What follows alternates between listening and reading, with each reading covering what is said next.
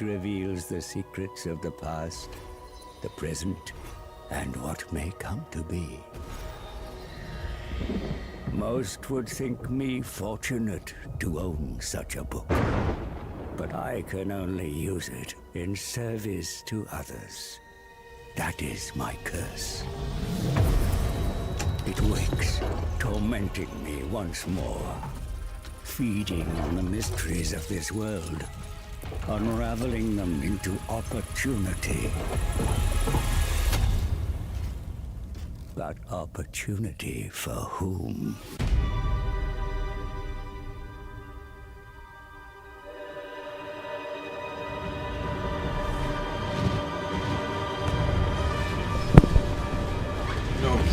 Okay, what's up? What's up?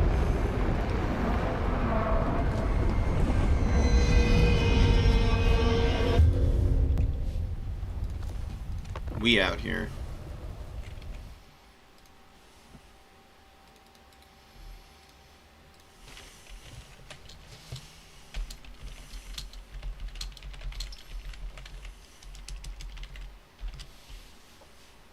Alright, what freaking maps do we even have going on today?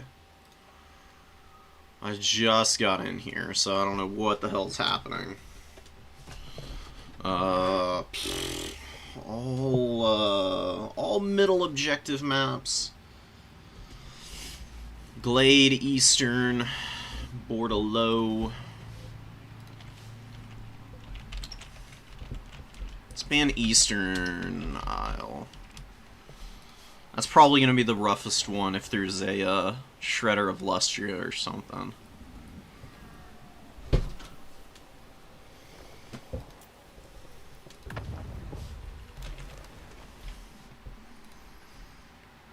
Pretty much anything else would be better for me, so we're going to just ban that out. We'll see where we end up playing. I wouldn't be surprised if it's Glade of the Everqueen.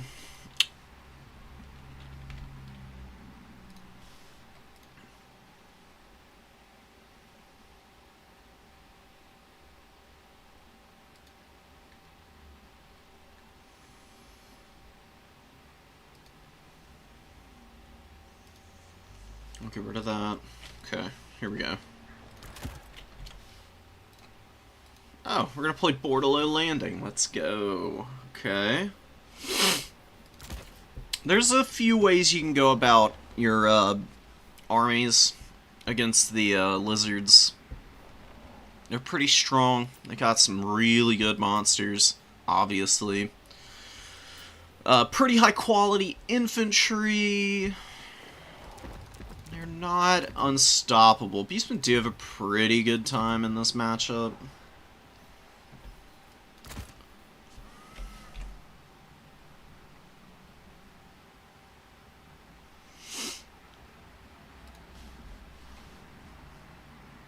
As to what I actually want to play here, though, what I want to go Lord-wise, I'll swap away for a minute.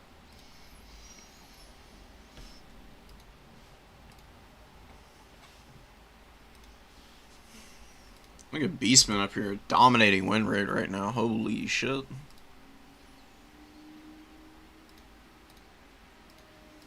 It's terrifying.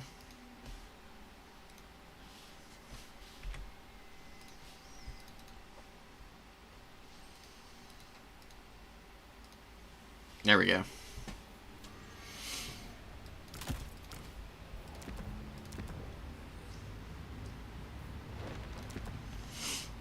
Alright, let's get this guy. And...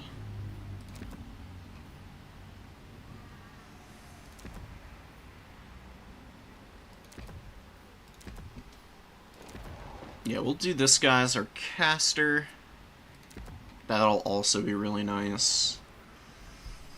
Going with a little wider spread on the magic this day.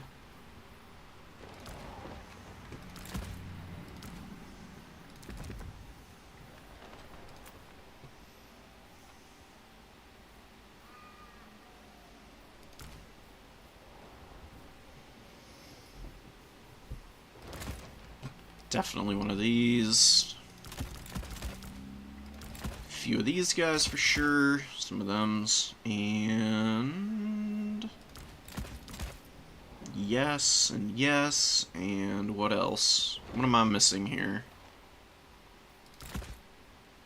Ooh, we could go for one of these. Probably not in the opening. Yeah, not in the opening. For later in the game, definitely, though.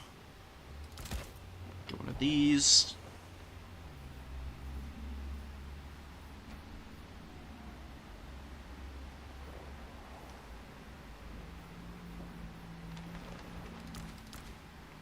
Although, I don't know, maybe having this particular unit in the opening wouldn't be a bad idea. I will resist, though.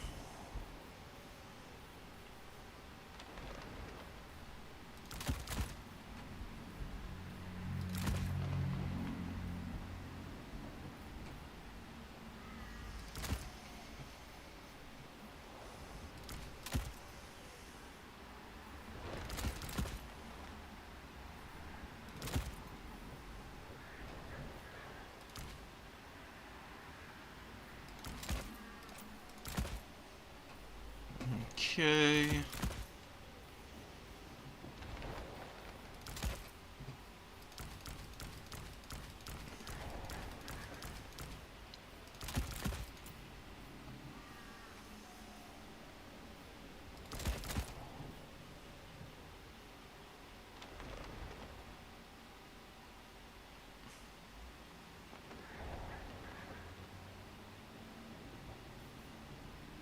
Is this really what I'm bringing? I think it might be. We are gonna see how this build works.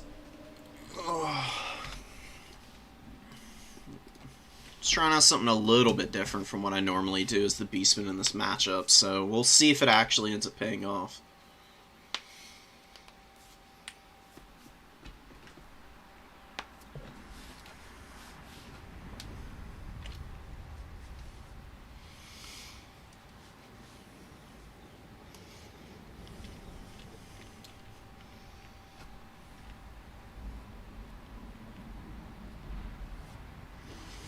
So the thing we need to be most careful of is the skink swarms.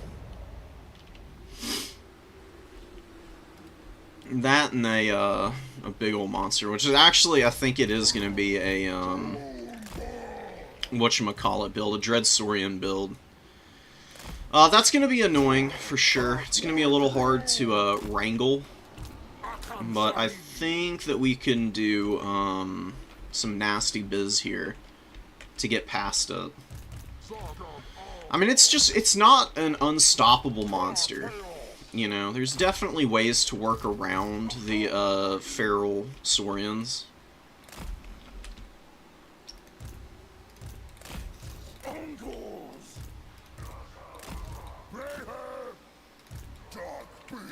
And it does mean that my opponent's not going to have a ton of supporting units, to be quite honest. If you go with the Dread Saurian, you're spending a lot of money on it. It is very expensive, so we might be able to pull off this little sneakiness over here. These guys are just going to run in a group together, actually.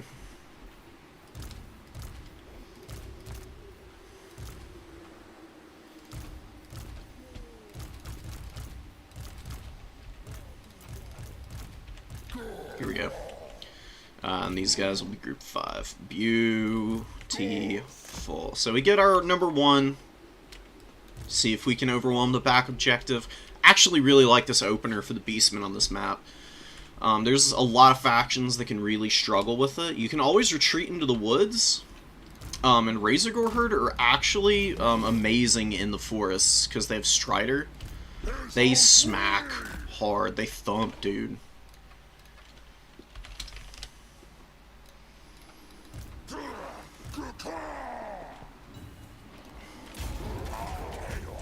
Yeah, we got the, oh, we got 2 solar engines, actually, with lots of Saurus. Some feral cold ones back here. We're gonna wait for a minute.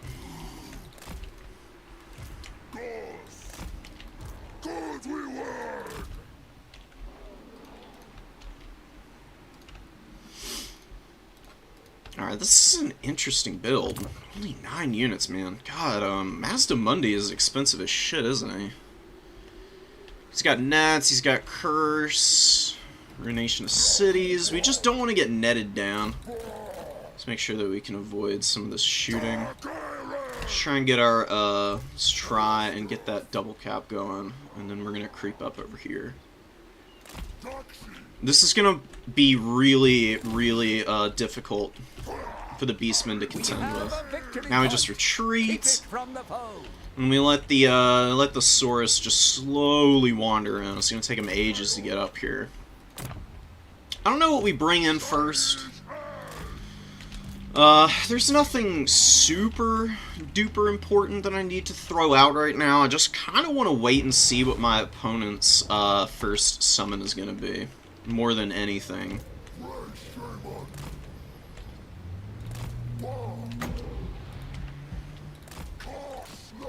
Let's chill back here for a minute. See what the lizards do to respond to this. Because if he doesn't hold up here with anything, we can always press him a little. We'll bring one Corngore forward. Throwing axes, I don't think I really know. Oh, we got the Pale Death coming out? Whoa, okay. It's interesting, for sure. I'm gonna, like, actually get up over here and start taking the points. So, we've got Traderkin, which is going to be pretty strong here. It's definitely going to put in a lot of work for me.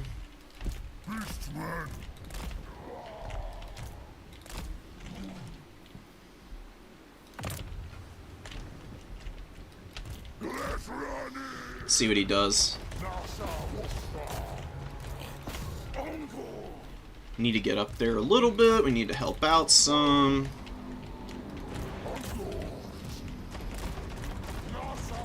Let's just advance some with our stuff. We've got those guys coming in. We can probably jump some of these units that are a little bit out of position here.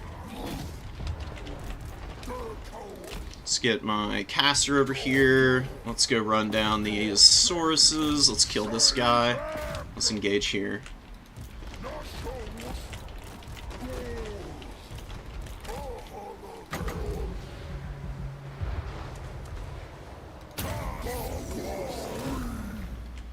We're gonna go after the Umbral Tide, actually.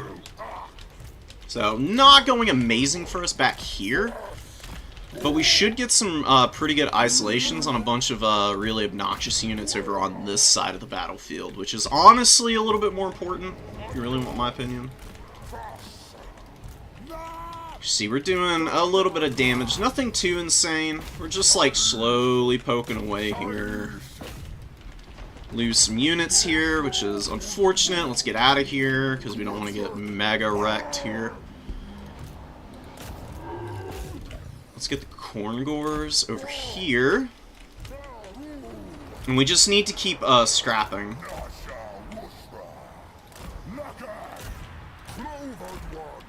We got those guys coming in. I don't really care about losing a bunch of that stuff, truth be told.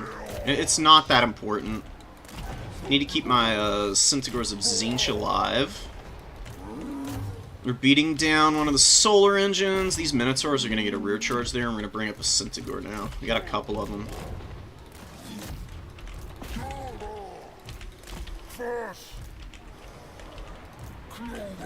Yeah, dude, Razorgore Chariots are such a nightmare for so many factions to deal with. Like, they don't have the tools, honestly. They just get slapped up so badly. And you can just be so freaking aggressive. And, yeah, a little bit of problems back here. It's not going too hot, but we are overwhelming in a lot of, the more important areas of the battlefield currently. And we're not really getting punished that hard, which is also really nice. Let's drop us a Traderkin here. And let's just see what we can do to finish off a bunch of these units now. God, dude, how long does Net of Ammontok last? Seems like it's been going on for fucking ages now. No answer for the Chariots is probably my opponent's biggest problem here. They are just really nasty. And he's, like, value trading okay back here, but left the rest of the army way too thin elsewhere. And we killed one solar engine, or Doom Bolt, doing some nice damage. And Mazda Mundi having a really bad time. Again, we've got the chariots going ham. We're going to pull them out now. We're going to pull back here. Send these guys up. We'll get our grog hooves out. We got a bunch of stuff rallying back here, so we should be able to poke away a little bit.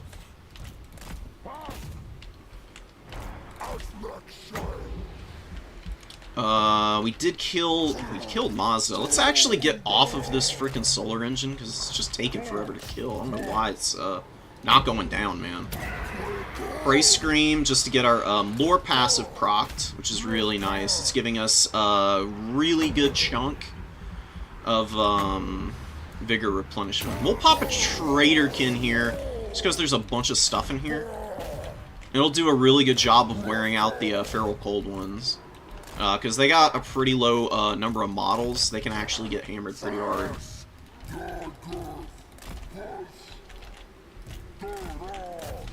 Throw here.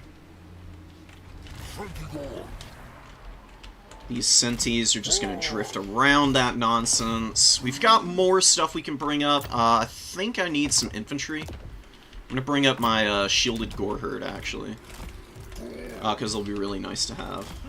Let's hammer here. Hammer here. Kill this here. Throw here. Move up here. Go run down some more infantry with the chariots. Let's pull my Minotaurs out. The Minotaurs have been really good. The Doom Bowl has been really good, too. And let's just get these swarms of crappy spears back up on the point. See, this is why Ungor's spears are so good. They can attract a lot of attention. Unending glory is yours. Going for openers like this and pulling your opponent's attention around the battlefield makes it really easy to overwhelm on other areas because the Beastmen are so fast.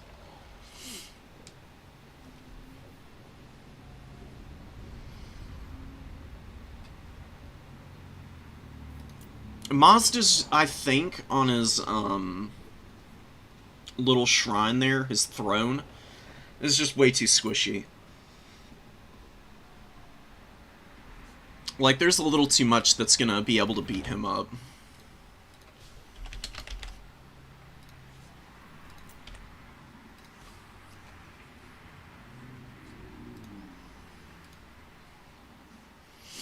Mazda Mundi on his little throne is really only good if he's able to sit in one spot and just cast magic all game. And my opponent, I think, was hoping for a matchup where he is just able to sit on the middle objective and net me all game.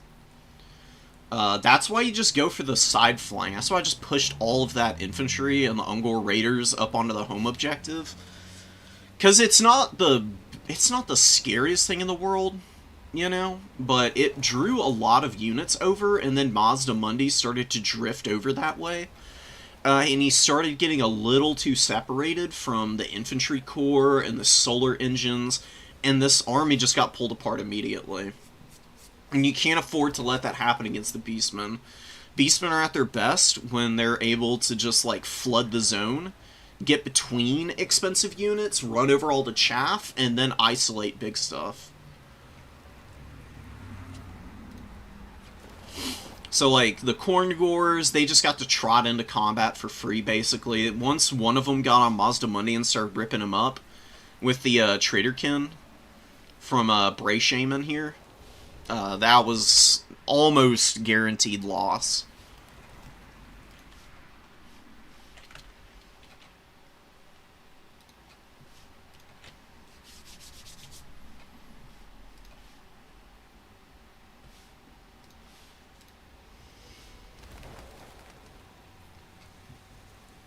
Still waiting for people to just bring Burning Head, man, against the Beastmen. Burning Head is by far the best spell to bring against Beastmen. Just, it does so much damage to their front line and their Ungor Raiders. which is something they can't really afford. Beastmen need all these little dudes around to attract attention. And that way the Chariot and the Minotaurs, Caster, and the Lords can get their work done.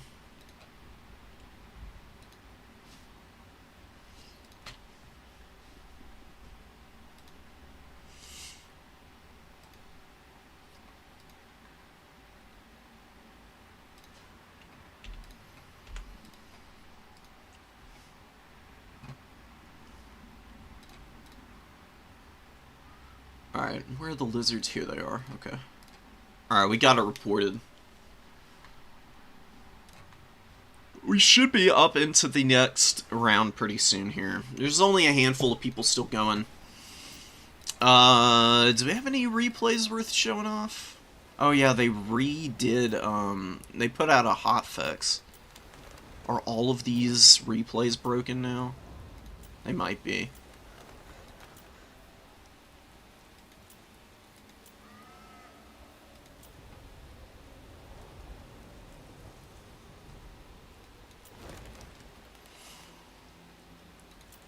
We've got... Oh, well, we did all the replays, didn't we? Because these are duplicates, and this was a bunch of stuff that we saw still. Let me go... I'm gonna, in fact, go through... Clean up the replays a little bit. These are all probably broken now. What did they... What's the hotfix? That's what we should check out while we're waiting here. Because I haven't played in a couple days. I've been doing some Beastmen guide stuff. I haven't really been playing much, so I didn't get a look at what this hot patch is for.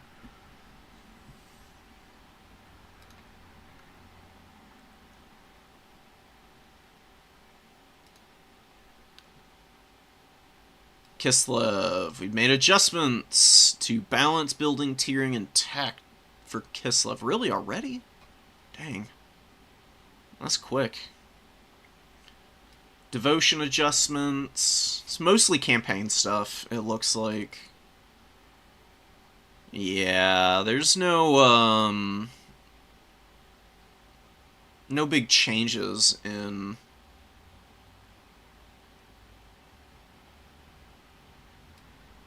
No big changes, really.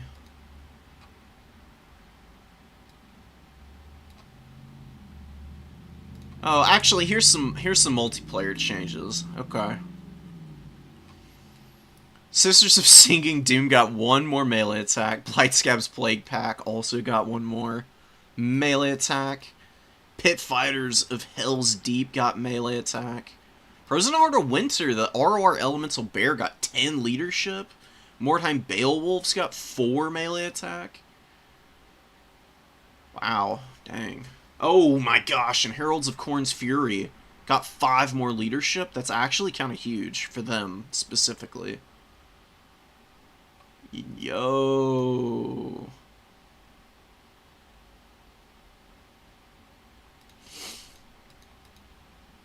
Oh, and Knights of the Brazen Throne got a fix where their mass is properly registering as having been increased. Apparently they forgot to change the models. So they weren't actually 1800 mass. Now they are, which is awesome. And fire whilst moving could engage units outside their range if the unit was moving backwards or towards them. So they fixed that. That's cool.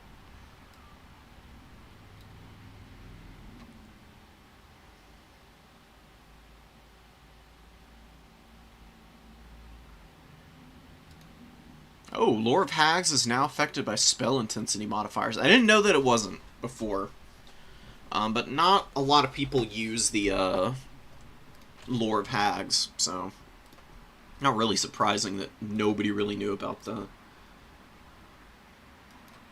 What are some of Tzeentch's biggest weaknesses? Tzeentch is expensive and doesn't really have anything very special for melee combat. Tzeentch is honestly pretty weak in melee. Just because Mark doesn't provide anything outside of the magic attacks and the barrier. And both of those things are really nice.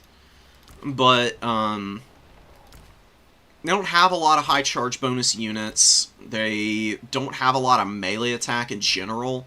They're a very defensive faction. Like, it's only until you get to, like, Chosen of Tzeentch that you're talking about units that can actually really dish out punishment in melee combat. Centaurs of Tzeentch are good on the charge, but that's about it. Chaos Knights are pretty bad in general. The Furies don't do anything too special. Like, the Shields are very much like Tzeentch's bread and butter. And you really gotta play around the fact that you have, like, perpetually regenerating HP, basically. So, Tzeentch is really like a, is really a kite faction at heart.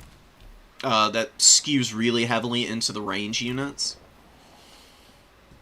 They can hold on points, but really the only time that they're wanting to throw up units just to fight in melee is when they need to hang on to a victory point. They don't have any way to just, like, use Changebringers or Flamers or something big and shooty to, like, just remove the unit off of that objective. That's what their big weakness is. They're strong, though, like, overall. Tzeentch is just a specialist faction, you know? Like, some factions are easy to pick up and play. Like, Khorne's really easy to pick up and play. Warriors of Chaos, for the most part, are easy to pick up and play. It gets a little overwhelming when you start adding in all the marks and really wide, like, ranging numbers of units that are available to you on this roster. If you just keep it simple with, like, a handful of builds that you practice, though, it's a good starter faction. And factions like Tzeentch, Empire, High Elves, Bretonnia. What are some other beginner-unfriendly factions? I mean, Slaanesh is weird because it's a lot like Beastmen. Like, Beastmen are pretty beginner-unfriendly just because everything's so fragile. But Slaanesh gets away with being beginner-friendly because they've got just insanely durable infantry. Because everything is ITP and Strider. So you don't get punished for bad positioning or fighting on top of units that your infantry really shouldn't be engaging in the first place. So you can get away with a lot as Slaanesh, plus having really strong spells like Pavane, and even just going with, like, the spell spam with Blissful Rapture, getting, like, the extra melee attack on your entire army. You can do some really gross stuff. Skaven are not beginner friendly either. They're very difficult to play.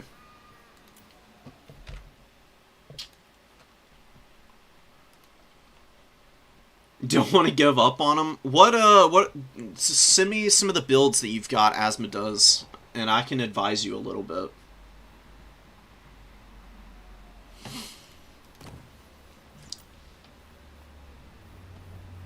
Like, Tzeentch has to play around their themed builds very hard.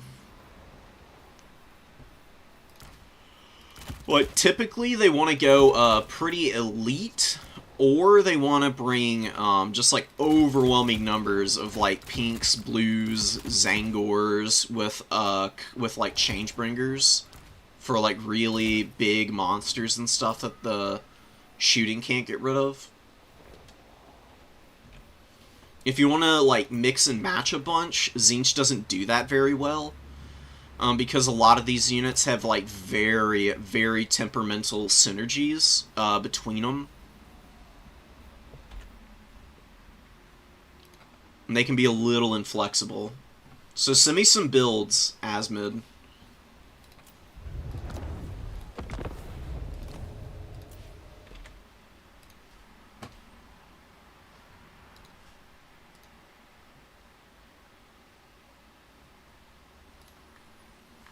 What do we got going on for the bracket? How much longer are these guys going to take, man? I've been going for a hot second.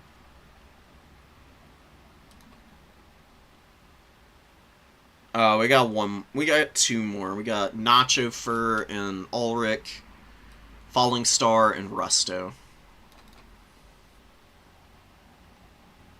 Falling Star, aka B6. Hey, Adam got a win. Let's go. It's my boy. Adam, I was showing the ropes on Korn for a hot minute when he was playing the new player tournaments, so good to see him back around getting some tourney wins. Let's start scheming a build for our next game. If it's an infantry heavy faction, I'll be trying to go Kazarak, because he's actually really nasty on the Razor Gorge chariot. If it's a mobile faction, we go Malagor. Malagor is just an absolute beast in those kind of situations because of Flock of Doom, Enfeebling Foe, and the Vigor Reduction passive. Also gives extra charge bonus. Extra charge bonus, by the way, of any type on Beastmen units is just absolutely filthy because their charge is through the freaking roof already. An extra, 15% charge bonus on 30 at base for Gore Herd. You get an extra 5 thereabouts. And 35 charge bonus might not sound like a bunch, but on an infantry unit, as they're getting engaged in combat, they will flatten anything in front of them, dude. Charge bonus stacks up like crazy on, based on the number of models you've got. And on 120 models, that's pretty gruesome. You can do some nasty damage with those dudes rushing in.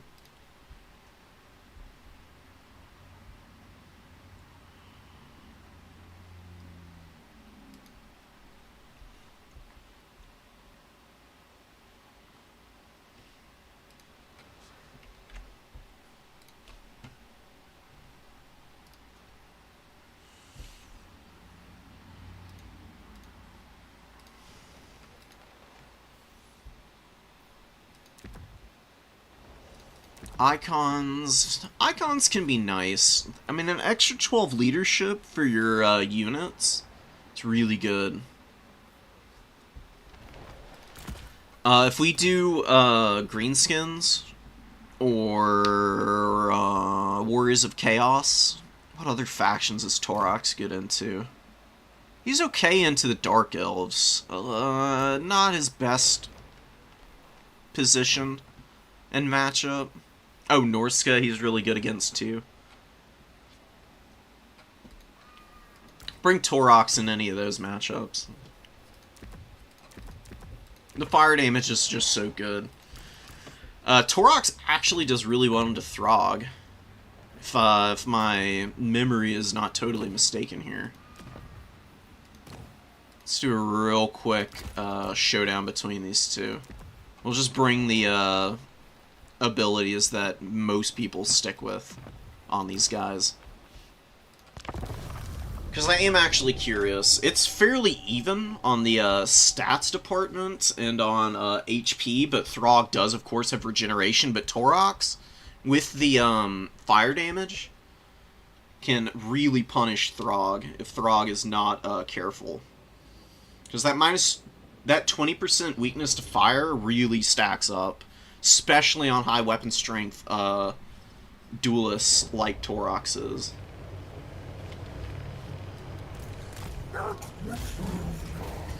Come here, Throg. Fight me, coward. I've also got brass bodies, so for like the early opening stages of the fight against Throg, you've got some pretty durable stats going up against him. And you don't take all that much damage from him either. You can see here, Throg's having some really tough times even hitting Torox currently, but he's getting some regen in. He's hanging around. And you can see, man, look at Torox, dude. Unbelievable. Just smacking away at old Throg here. God damn. He beat the crap out of him. He gives him a little judo throw at the end here. God, okay. You know, lots of people are scared that Wulfric is going to get sniped, so they bring Throg. If you call that out with a Lord that has some fire attacks, you can really make life hell for Norska players.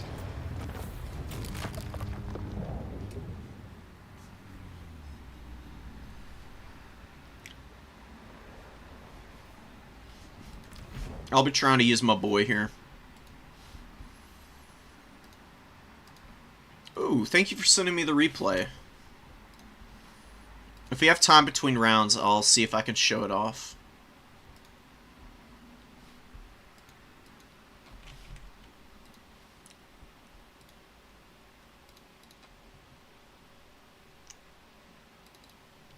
Alright, one sec. Let me get it in here.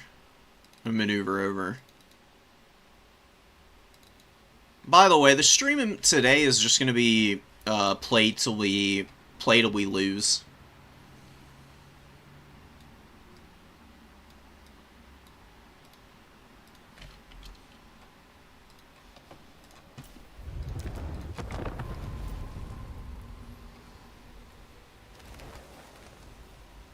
Yeah, I mean, this is a really solid build against the Lizardmen. Are these guys on discs or on horseback? I think this is disc stats, like the speed. Let me see. You did bring the Book of Secrets, which honestly isn't a bad idea. It's a little expensive, and it's a very speculative choice. Yeah, they are in fact on disc. Alright, so the Exalted Heroes of Tzeentch, the reason you bring them on discs is so they get really good early engagements. I'm going to watch that replay in a little bit. But ideally, what you want from disc Exalted Heroes is to fly overhead, wait until your opponent's single entities are either out of position or you've got enough forces to move in and just land on top of them. Use the Exalted Heroes to just absolutely wail on the guy. When you go with a big flying squad, though, like this, it's a lot of gold to spend. Mind you, that's on land battle numbers, too. You start spending all this money on a big flying squad, and you leave yourself really thin on the ground, which can be kind of scary. Like, against the Lizards, Final Transmutation's good to have in the back pocket, but Searing Doom and Plague of Rust is mostly what you want to be using. You don't really want to use Final Transmutation unless you can, like, kill something or genuinely break it. You want to hang on to that as long as possible. What's the rest of that build? Like, this is expensive to have. Not a lot of cap weight on the ground. I think that's probably where you end up in trouble, because Lizards, very good at rushing points and throwing bodies up on there.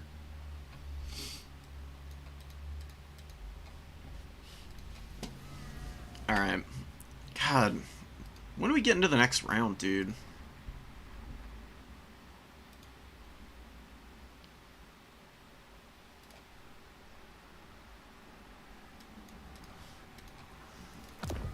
You know what, we're just gonna go ahead and start watching this. We won't be able to get through the whole thing, probably, but just, I don't want to have to just sit here and do nothing.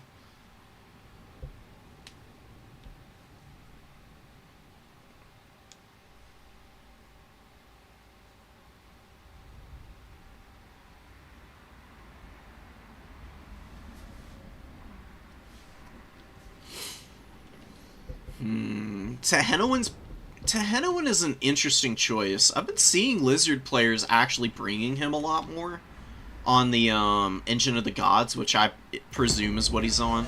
Could have sworn I saw it on his tooltip. Yeah. This is a pretty nasty monster. It's got the Laser Beam of Doom. Burning Alignment does a shit ton of damage. It's very powerful. Portent of Warding just gives 5% ward save. It's not that good. But he's got Arcane Configuration. Flock of Doom here is the only spell he's going to be using. Interesting. Okay. It'll be good against the We horsemen. have a victory point. Keep it from the foe. So just kind of trotting in, nothing too crazy happening. You've got to kill Tehenowin, basically. Like, you've went very heavy on the single entity snipes.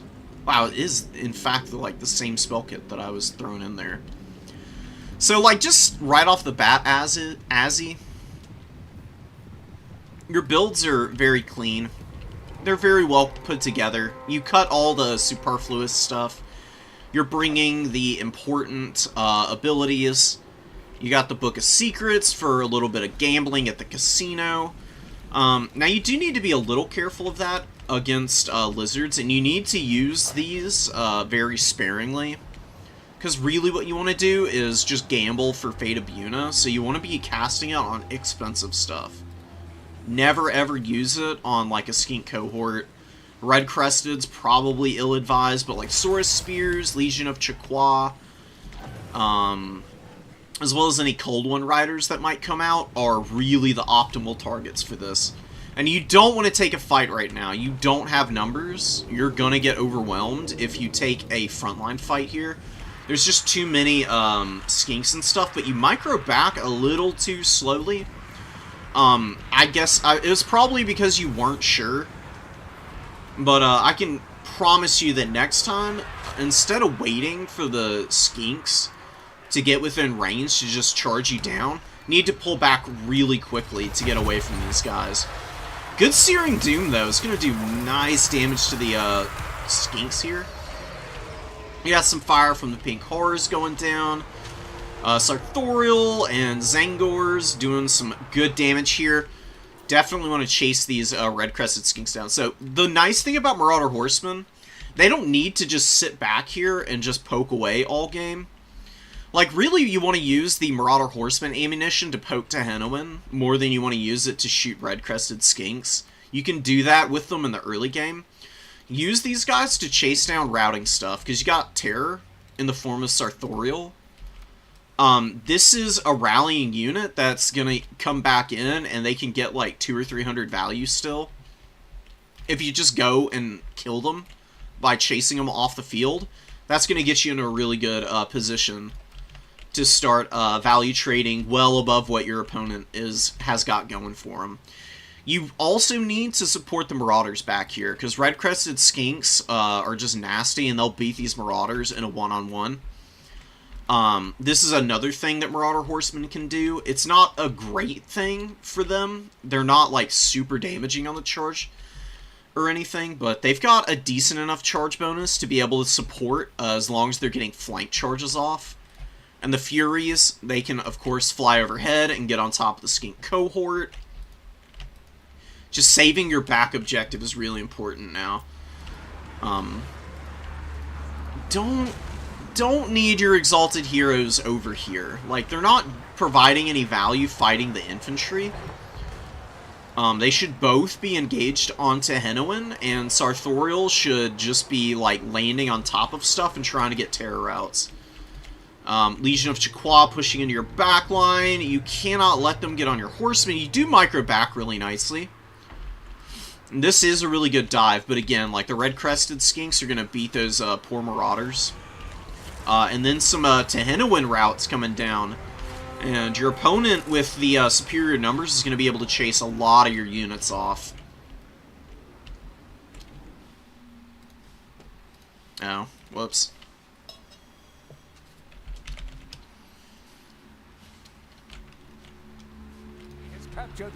Alright, we're playing Anticity, so we'll get out here. Take it back. Ooh, you got a good Final Transmutation off back there. Taking a lot of damage on something. We'll come back in and we'll start getting into this. We just got to get back into the tournament real quick.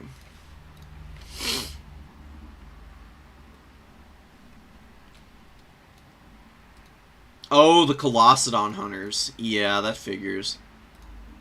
We'll go back in there, Asmid. No worries. I'll get you coached up some.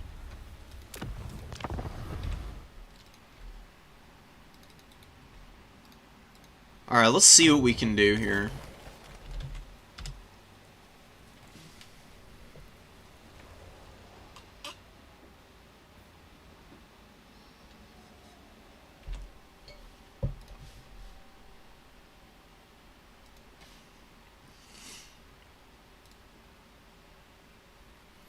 What are the maps?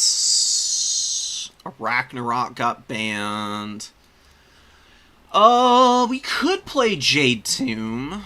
Home objective maps against the Skaven aren't the worst thing in the world.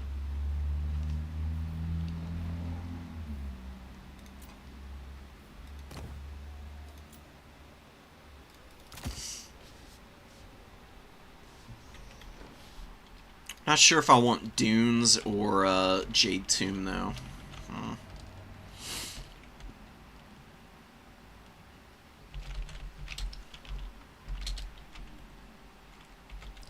Let's play Jade Tomb. I actually think I'll be a little better off here than elsewhere. Excuse me.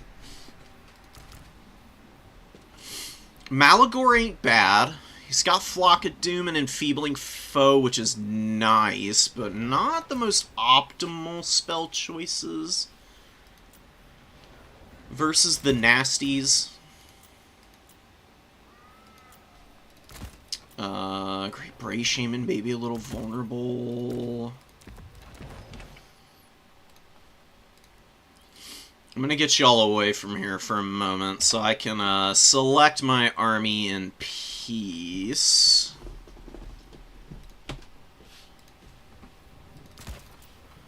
What do we bring? Doombull wouldn't be bad. Maybe our boy, though. I actually think he's gonna be pretty strong here.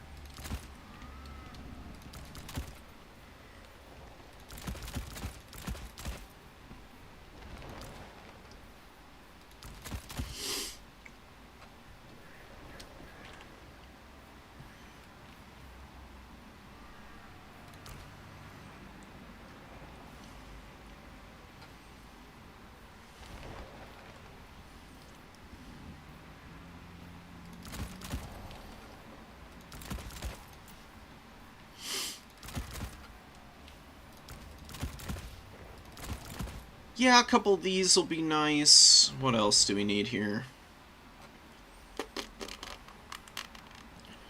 Do we have anything to kill Storm Vermin? Not really. Do we really need Storm Vermin counters, though? Can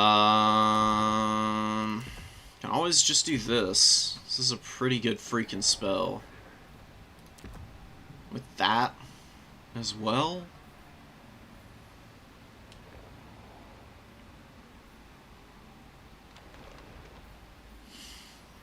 You know, honestly, the Beastmen don't have great lores of magic for hammering the Skaven. Truth be told, it's not ideal. There's a lot of things that would be much better.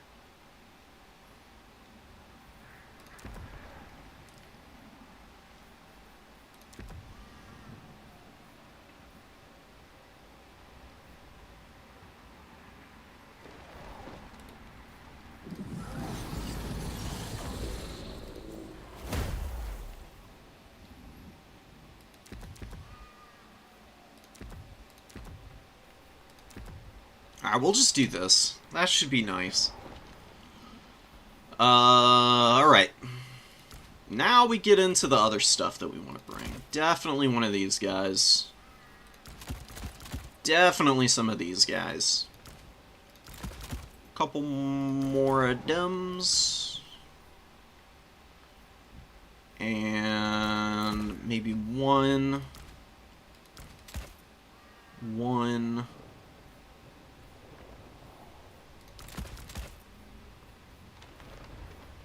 We got 1,600 gold left. Ooh, I could do these guys and bring something else. Perhaps not, though.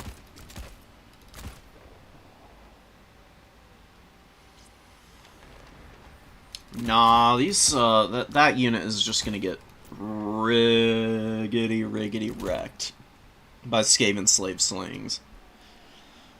So I don't think I'm gonna bring that.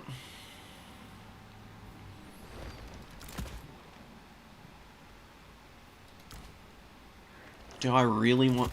They're honestly not a bad unit, so I think I will throw them in.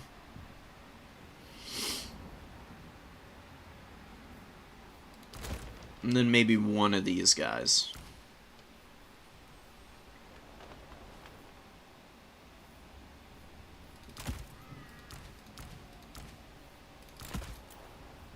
Ah, here we go. Okay, okay.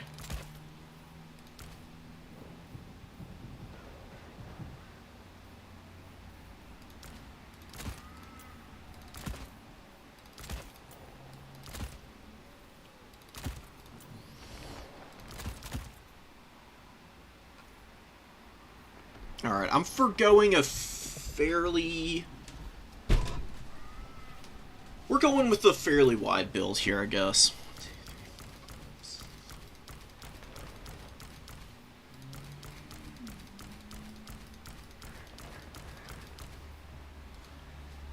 Uh-huh.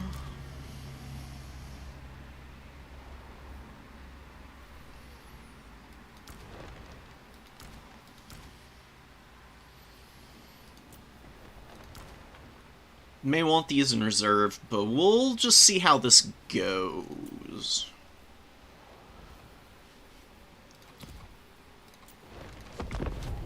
I mean, Incicity is a great opponent, so it's gonna be a little tough. There's, like, definitely some things that the Skaven can do against the Beastmen to just run your ass over.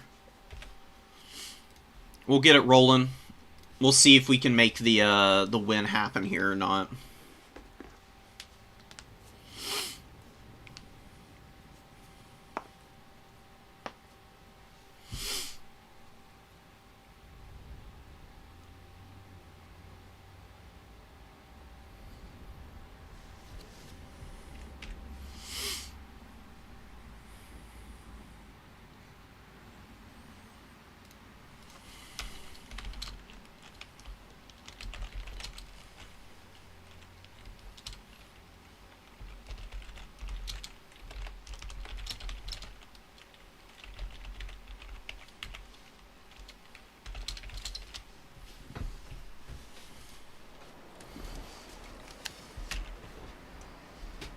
I'll be right back, guys. I gotta run to the restroom real quick.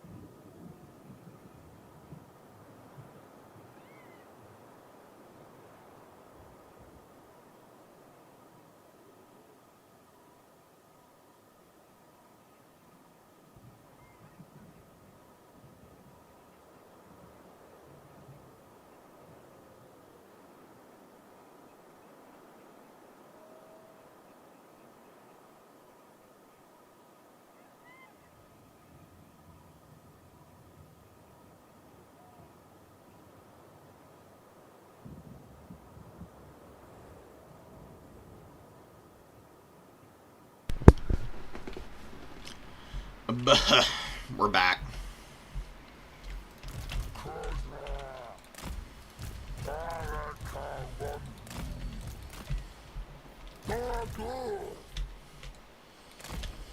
I wish I could put my chariots in the trees here. That'd be really nice. But we can't. It's okay.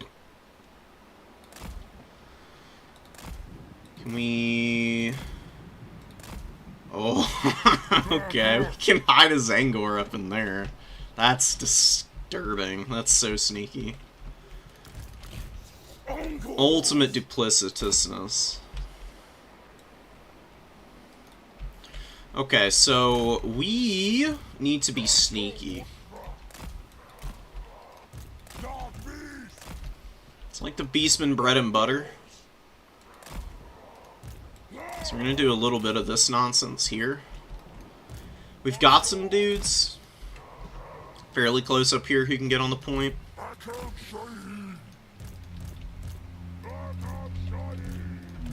We're gonna do this. And here, Zangor's chilling back here.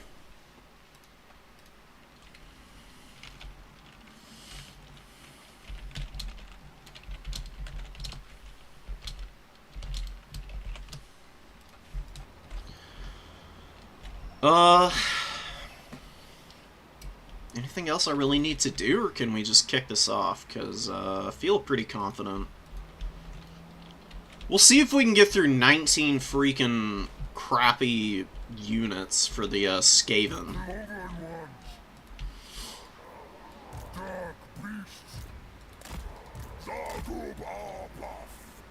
I think I'm pretty prepared for what Anticity is probably going to be bringing. Like, this is for killing just hordes of garbage, essentially. Like, the chariots are going to be really good for just, like, flattening over all of the, oh wow. All the, like, halberds. And the Skaven slaves, especially. It's got some storm vermin in the back line. Just, like, hordes of garbo. So let's advance up tentatively here. Need to be a little careful.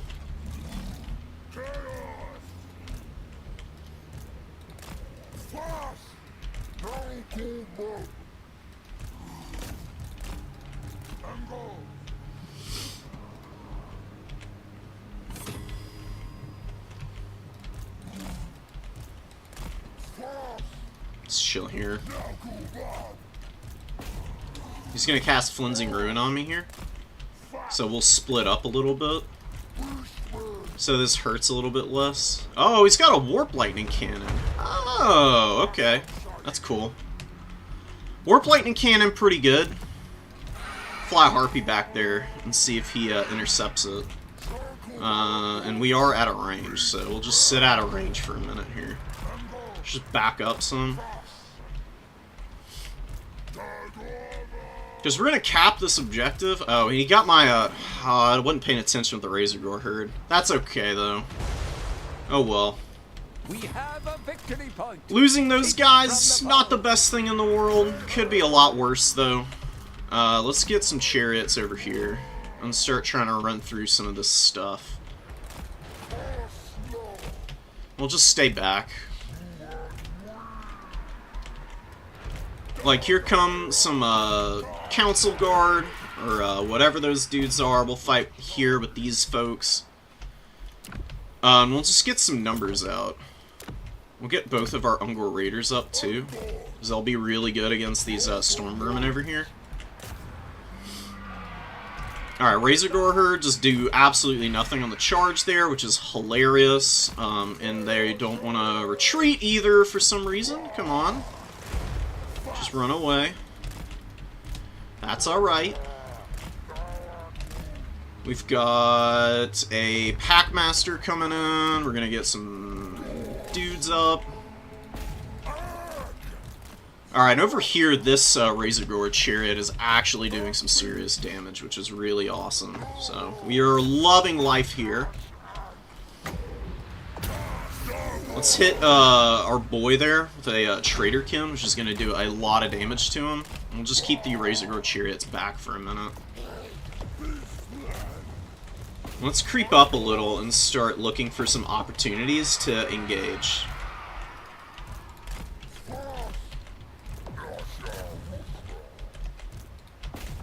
Okay, come on, Caster, get the fuck out of here. Let's get up over here, let's get across here, let's go after this guy. And we'll bring his Centaur forward. Centaurs can do a lot of damage, actually.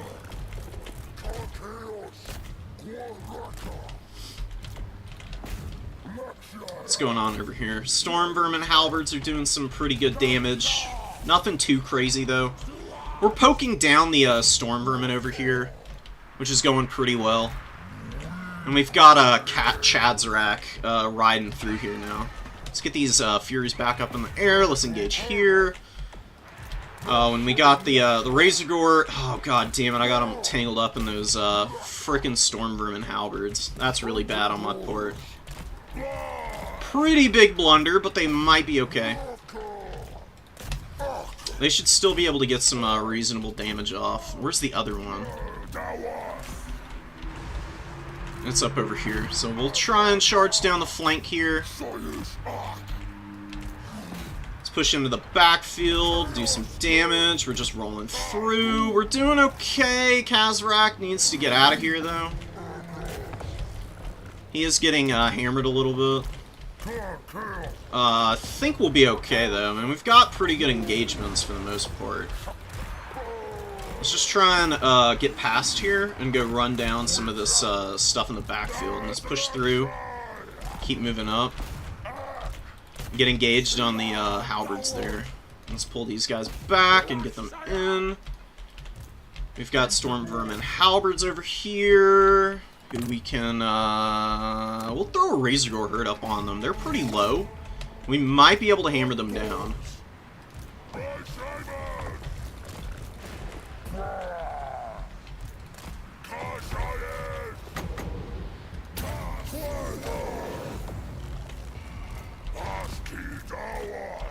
Alright, we got a big Traderkin off on, Ikit. So, Ikit's getting hammered pretty badly. We're getting some good bow fire in here also. Are these Razorgore herd gonna rally before they go off the field? Of course not. Ugh, losing them sucks. Losing Centigores back here. We do still have some chariots, but I'm not loving the current value trading. It's not going too well for me, I gotta be honest. And Chadzarak just can't escape. I don't know what he's doing back here. He's just getting his ass handed to him, man. Yikes. Yeah, I don't think we're gonna be, I don't think we're winning this one. The, Razorgore chariots have actually been pretty terrible. Way worse than I was expecting. Which is a little unfortunate. No answer for this, cannon back there, which is just punishing the hell out of me. Probably just bringing, like, better, quality infantry is a better way to go about this. So I don't have great answers for the Storm Vermin halberds who are really wearing me out. Dang, dude, they actually won this combat over here. It's kind of wild.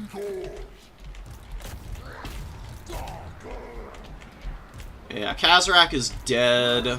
We've got some wolf rats all over me. I don't know how to get rid of these Storm Vermin, dude. Probably Bestigore herd, honestly. Because he brought a bunch of Skaven Slave slings. They're really not that strong of a unit. He's chasing a bunch of stuff off, which is really good for him. Get our boy out here. Maybe we'll be okay. Maybe we can rally up enough forces to be able to come back here. Razorgore herd were also pretty bad. I really fumbled them pretty badly, too.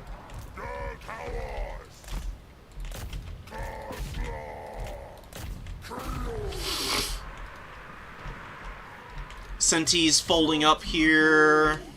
I don't know what I do against this really wide Skaven build. The enemy has captured one of your victory points. Take it back. I didn't maneuver my chariots around very well, to be quite frank. And these Skaven Slave slings are just hammering me with that Warp Lightning Cannon too. Oof. Ikit doing nice. We're getting overwhelmed. Yeah, this is pretty much over, I think. You have been bested. I'll go back to the drawing board on it. I think I engaged too haphazardly. Probably just need one chariot. Probably just need a lot better quality infantry. I really got overwhelmed in that department. The Razorgore herd, definitely not the way here. They were pretty terrible. That's alright, though. We'll figure it out. Skaven are a faction that have always bedeviled me for some reason. It just baffles me when people say that this is a very mediocre faction, because they never ever felt that way to me.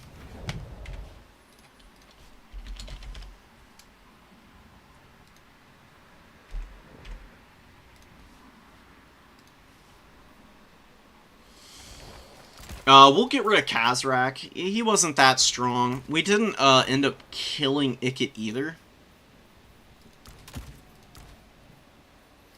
Could probably go with Morgur, actually, in this matchup, and he'd be pretty strong.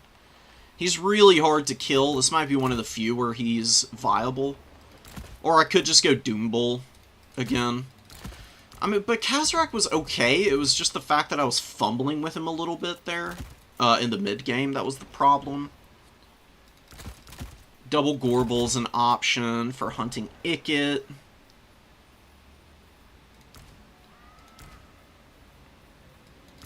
Maybe you do go with a Great Bray Shaman, though.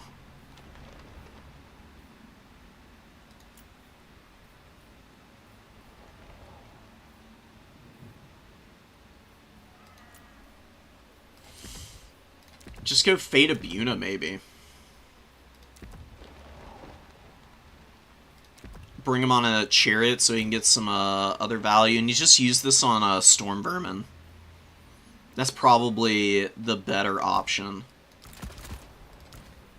And then you bring some Foot Borgors, who are really strong. They're very hard to kill, although Cleansing Ruin will mess them up pretty badly.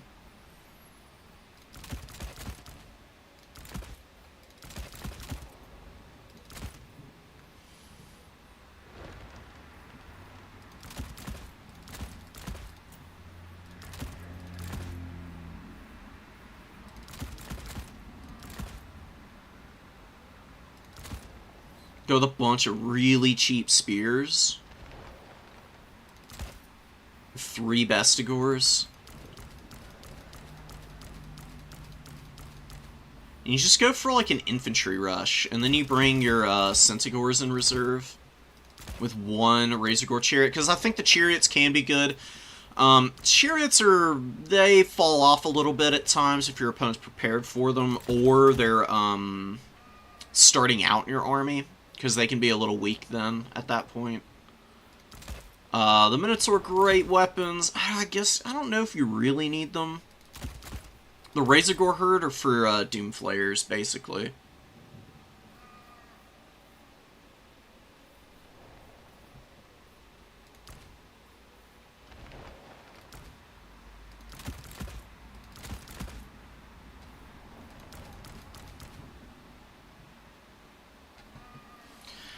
Alright, so new game plan for if we go up against Incicity next time. We go and take 2 points early, and then we pull back. We bring out all the Ungor Raiders, because they can poke all game and do some really nasty damage. And we just hold back, and we keep our caster hiding in the trees, and we come out and Fate of Buna Storm Vermin. I think that'd be a better use of my time. Because I think that my issue is that this build's not very well tuned for going up against the Vermintide. Which is obviously what Anticity wants to do. I thought the chariots would be a little bit stronger, but I fumbled them a little bit and they got stuck in Storm Vermin. They just took way too much damage. I think fewer chariots will be a lot easier to micro around. So just having 1 will be higher impact at the end of the day, I think. And Skaven do typically struggle against good quality infantry mixed with a bunch of chaff, which is why I'm going with a bunch of Goreherd Zangors, some Besties, and a bunch of Ungor Spearherd. What was I checking again? Oh yeah, I'm checking Fate of Buna. because I really would like to know exactly how much damage it does to Storm Vermin halberds. It should be pretty devastating, because it has been nerfed over time. Oh, and stick that guy in here. It's still pretty strong, though. We could maybe do Melkoths as well. I don't think Flock of Doom's going to be very good against the Skaven. They can just bring way too many bodies. Let's go, mid. That's awesome, dude. Beating Khorne as Tzeentch is actually kind of an accomplishment, because that's a pretty hard matchup for Tzeentch. I'm just testing out spell efficiency, and then we can go finish your Lizardman replay.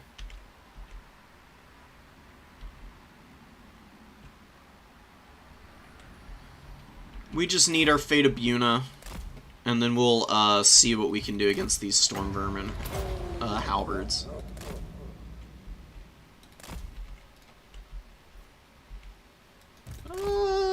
Almost half their HP.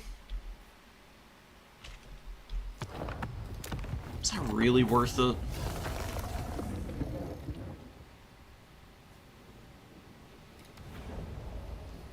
Let me do one more test here.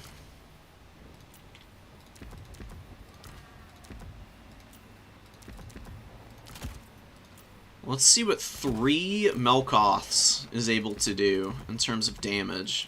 We'll bring the Forbidden Rod just to stroke up some power here. Get them on chariots.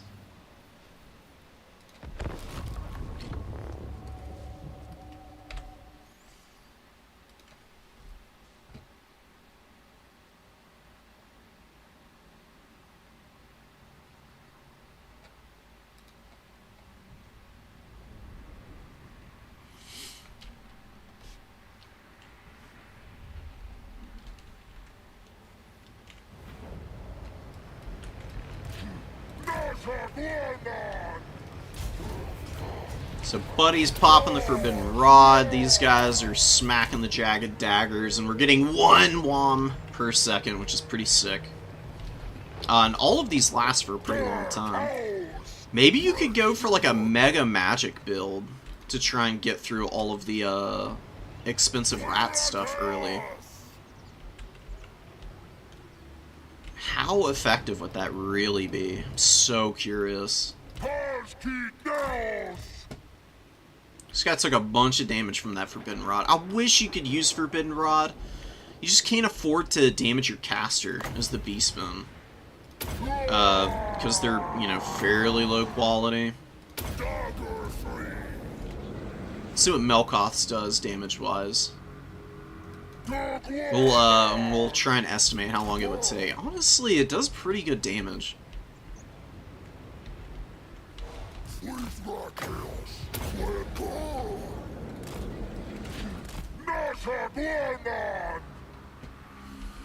Okay, so maybe just bringing a Great Bray Shaman. Maybe Great Bray Shaman and 2 Shadows Casters on chariots could be really nasty. Because you can just pop this on cooldown pretty consistently, and that would really mess up the Storm Vermin line. Then you're just killing Skaven slaves, which really isn't that scary.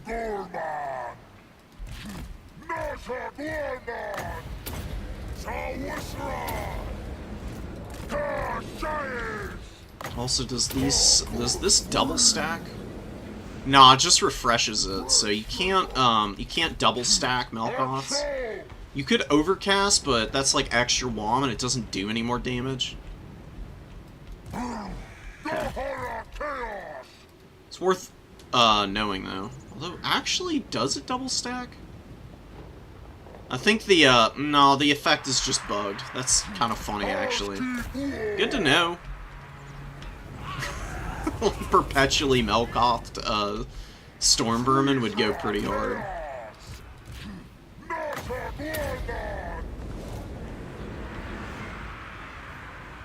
It's only 6 Winds of Magic. That's so cheap, dude.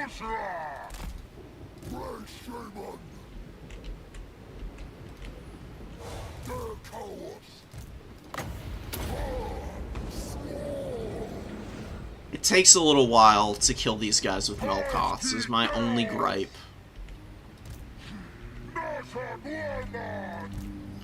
So maybe Fate of Buna is better overall?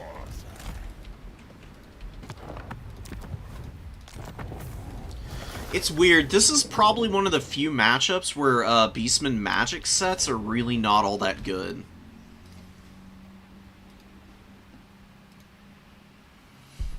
Oh, oh shit, we're going up against each other, Azzy. Okay, let's do it, dude.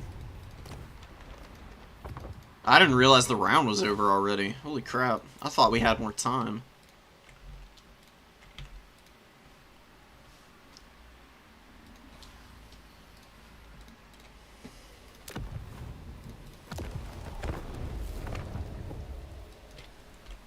We don't need a password right now.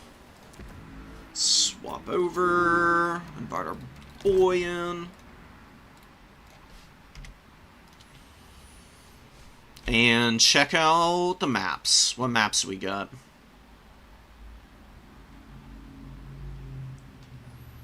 Hell is this? Here it is.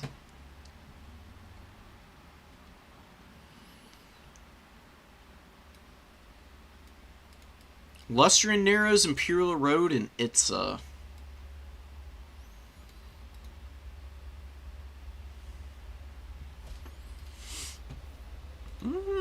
None of them really bad maps for Beastmen or Zinch. See what we can get done here.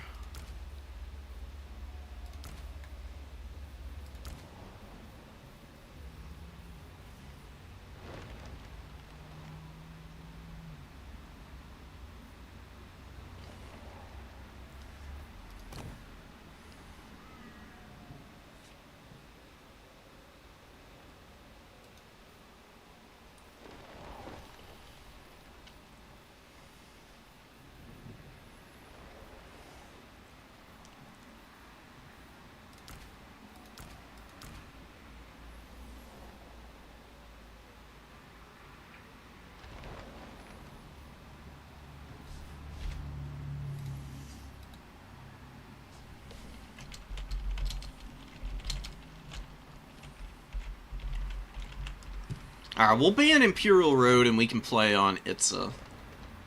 Itza's a nice fun map anyways. It's pretty even for most factions in the game.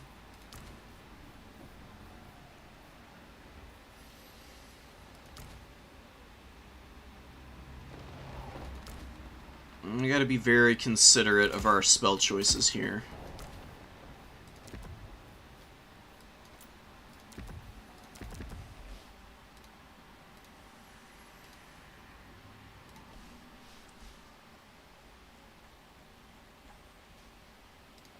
Go to stats, go to Beastmen. 4 and 2 versus Skaven. Yeah, I feel like Skaven I just didn't play correctly. I think if I just bring more units and more bows, I have a pretty good time there.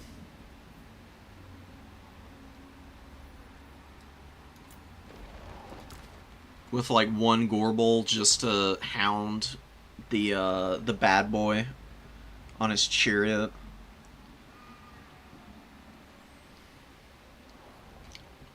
Let's focus up here though, because we do have a pretty tough matchup coming in here. Zinch can do some pretty serious damage to the Beastmen if you're not careful.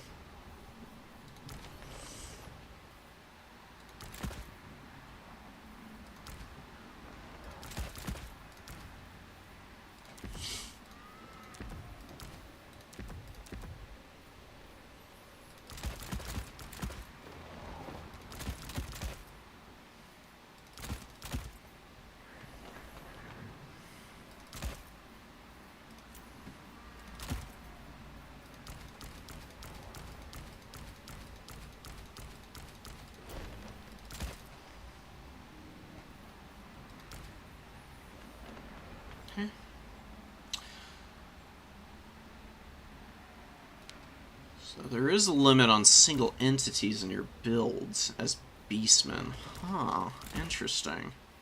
Did not know that.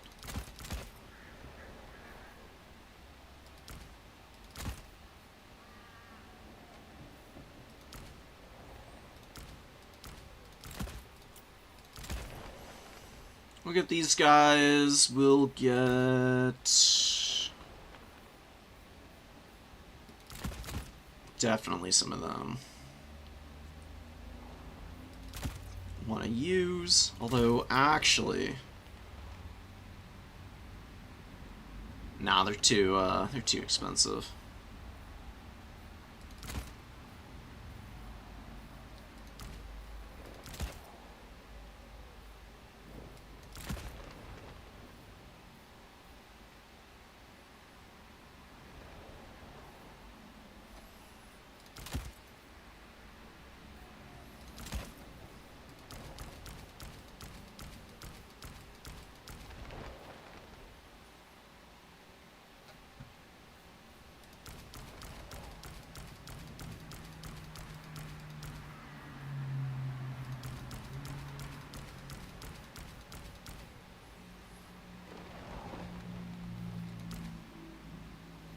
So this is the ticket against old Zinch here. Ooh, one more of these guys.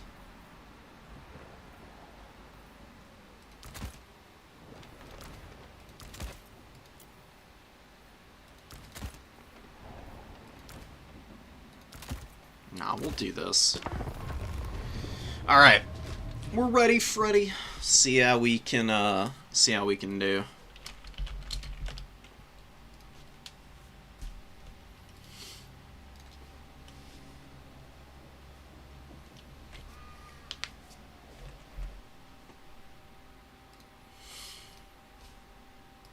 You do have to be a little careful of Zinch Air Force stuff as Beastmen.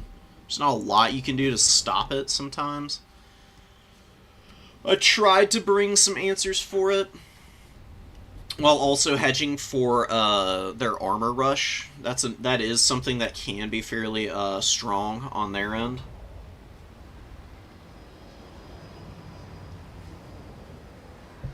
And they can also do, just like, mass Marauder Horsemen as well, which can get really rough, too. 9 units, it's fairly elite, okay.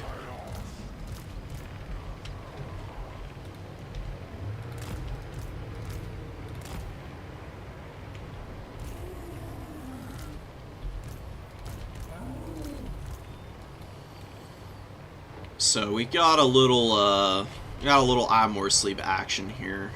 I've said it in my Beastmen breakdown videos that I've been putting out, that this is probably one of the strongest monsters on the Beastmen roster, if not the strongest. It's really nasty to run into, especially for demons. Just because it's so freaking good at killing armored warriors, and really enables some really powerful missile play combos. So we're gonna see what we can do with this guy.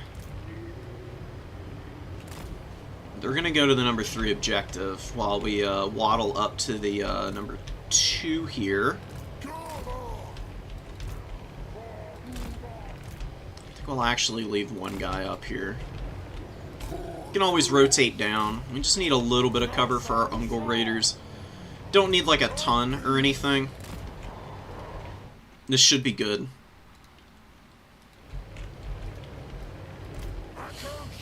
Alright, Az. Let's see what you got, man.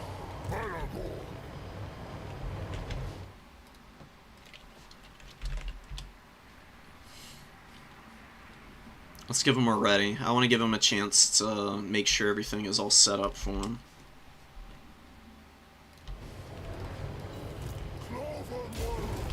Get up here, go over here. So Kairos is here with Scroll of Destiny, Gaze of Fate. So we've got one Exalted Hero of Zinch on a chariot. We got lots of Zangors. And the vanguards to go in for aggressive captures early, which I'm not too worried about.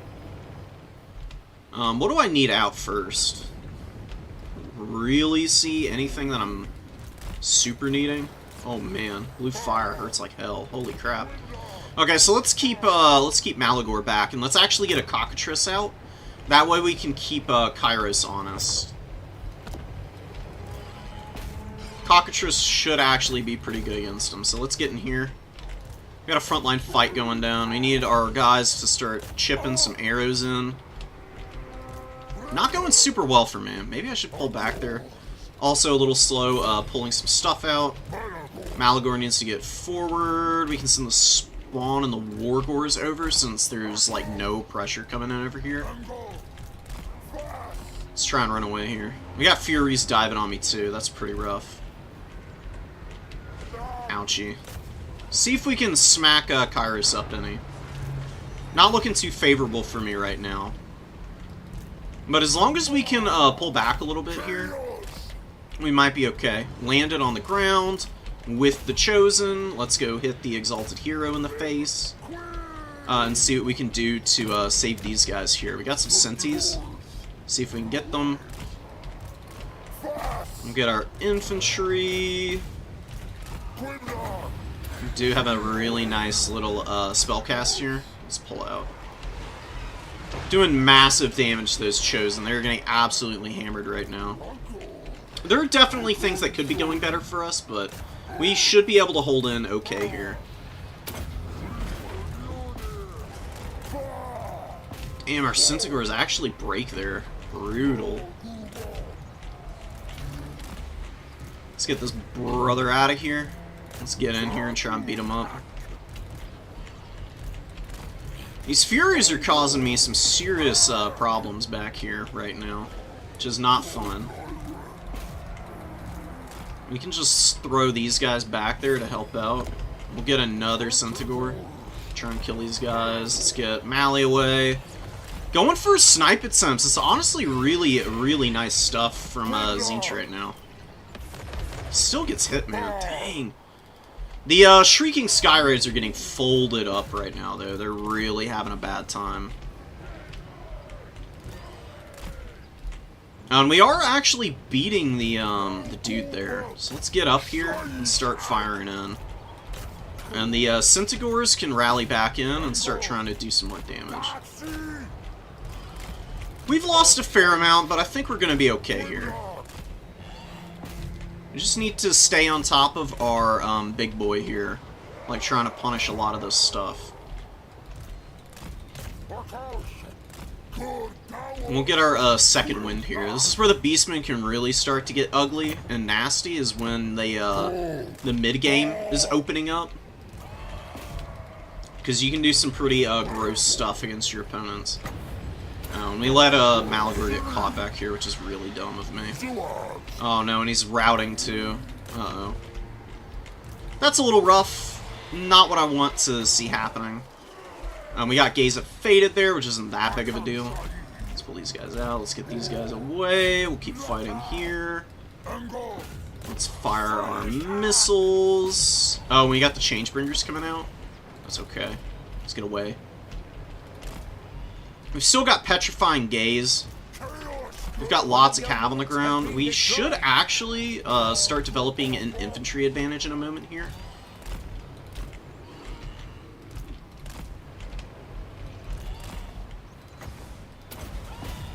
Let's go get this guy. We'll just pull away with the eye for a minute. Turn him around. Some more stuff in here. We're like really hammering a lot of the more expensive elements of the army. We're being a little slow. I'm not feeling it today. Cannot lie. It's not going amazingly. These guys are not going to be able to keep running because they are like completely locked down. Oh wow. He landed on the ground with the Changebringers, so we might actually be able to get over there and punish those guys before they can get back up in the air. Because it does actually take a decent amount of time for them to be able to take off again.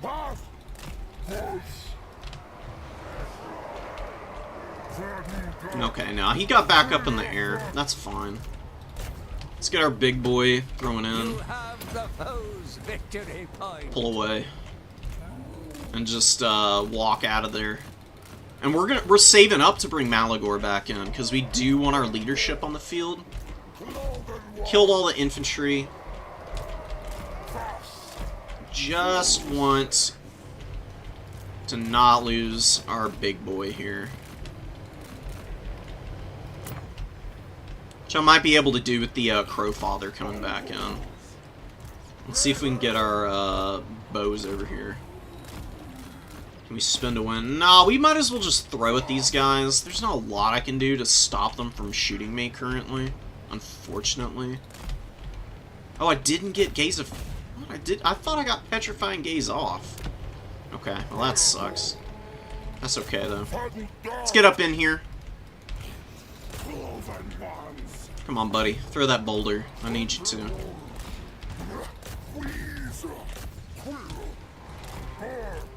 Fury's doing a bunch of damage to me. Not loving that, but we can always fold back in there and hammer these guys. And Malagor's back. He hasn't really been all that good this game. My opponent did bring like a Lord Snipe build, which has been doing some nasty damage to me, but we've had numbers elsewhere that have been doing really well for us. Hammer down all those guys. The Wargors being an absolute nuisance, as per usual. And we're going to land Malagor. And we'll charge these Furies as they land. Because they'll fold up the second they get hammered here.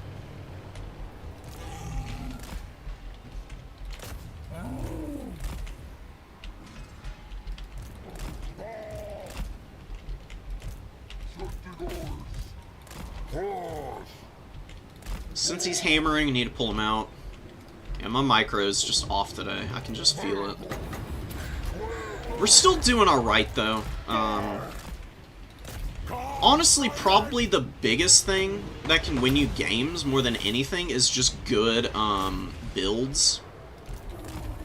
If you have solid builds and good game knowledge, that can really carry you, and that's kind of what is helping me out here. So there's definitely been some instances where I've not been on top of things. Yeah, Kairos is just screwed here. There's way too much there for him to contend with. What kind of value does Big Boy have? Oh my god, he's got 3,000 value. Why are y'all not landing with him? Hello? Yeah, we got a Gaze of Fate off on him as well. So, very, very locked up. And we just got like a messy engagement up top there. Alright, not my finest work, but we did enough to win that one. The Eye of Morsley was an absolute beast that game. This thing saved my ass.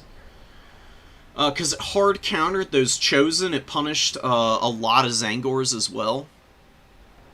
My archers did reasonably okay. Frontline was not ideal. This one Ungor Spearherd killed that the Shrieking Skyrays in record time, which was really big for me.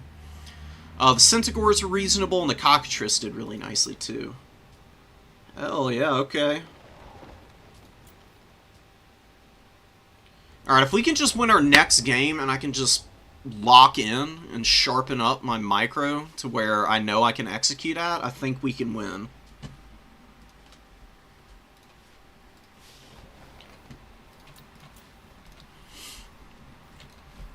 This is what happens with me when I don't play for a couple days. I fall off really hard, and I don't know why it's so difficult for me to shake rust off.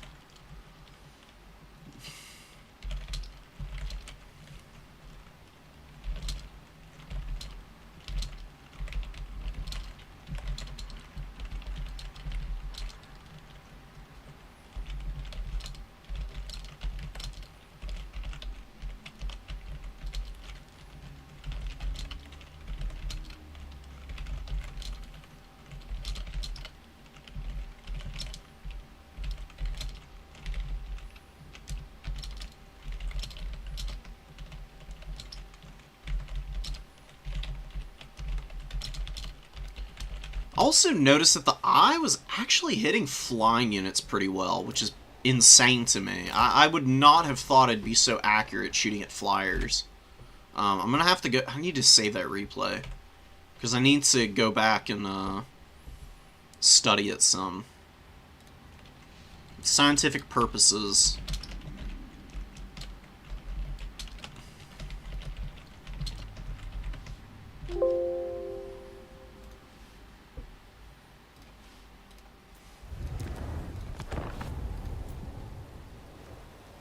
Because it definitely did big damage to the Changebringers at one point in that game. I would never have expected that, truth be told. I was just yeeting some rocks up at the most expensive target on the field. Hoping against hope that it could actually punish this thing. Or these guys. And it definitely hit Kairos once. As well as just chunking down those Chosen. That's where a lot of its value came from. It pretty much single-handedly killed this unit. Then the Wargors were just really obnoxious to kill.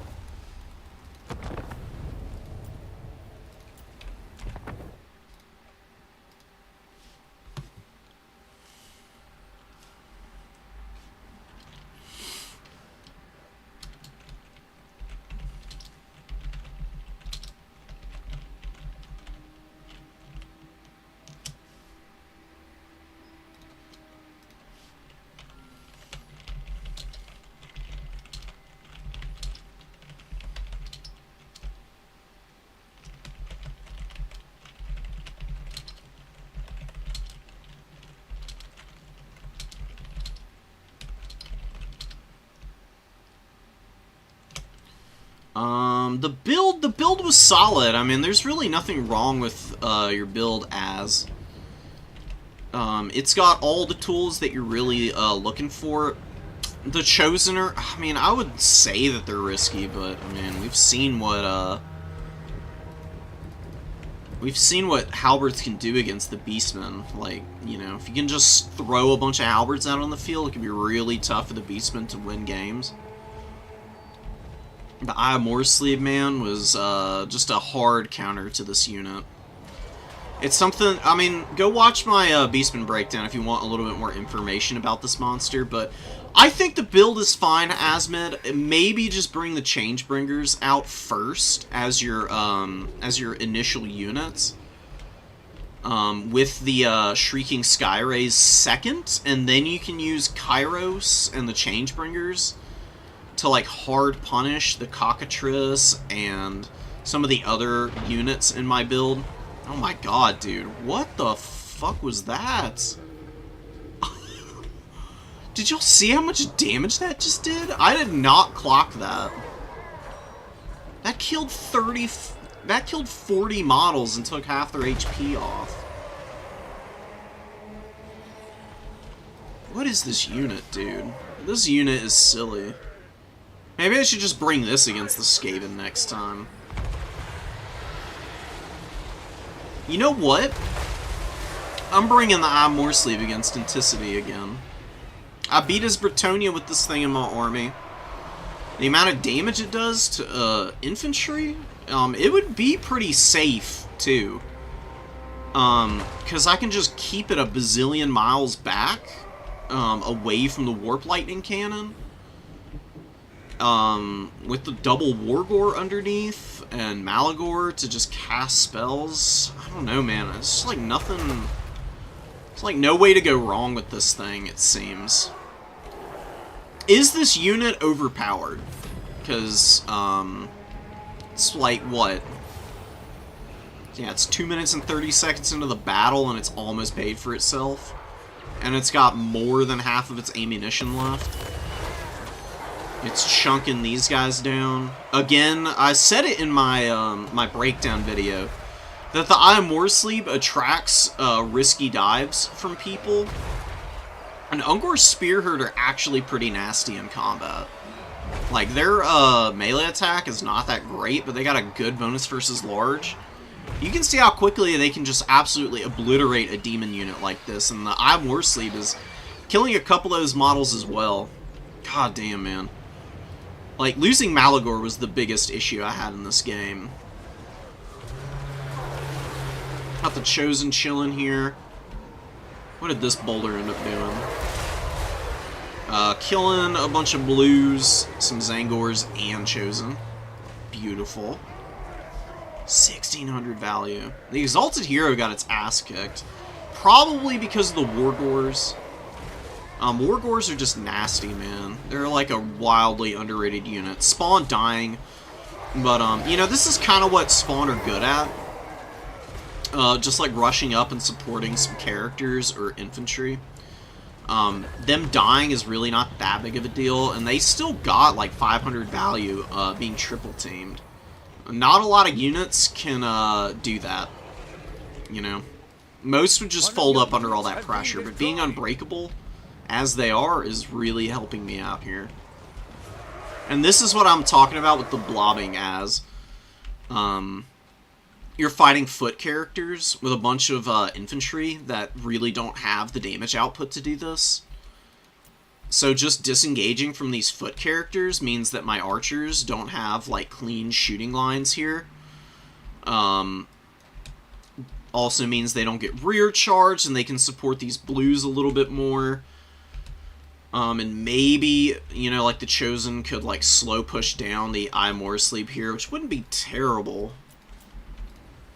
They probably die before they got into contact, but it would be something at least. This is where I could have sworn I used the frickin' Petrifying Gaze here, but I guess they're more than 50 meters away. Oh, there's the boulder. Look how much damage that does. Dude, the splash damage on this monster. Every time I watch the Eye of More Sleep do work, the more impressed I am by what it can do. It's kind of insane. Whiffs spectacularly there, but we've like cleaned up over here.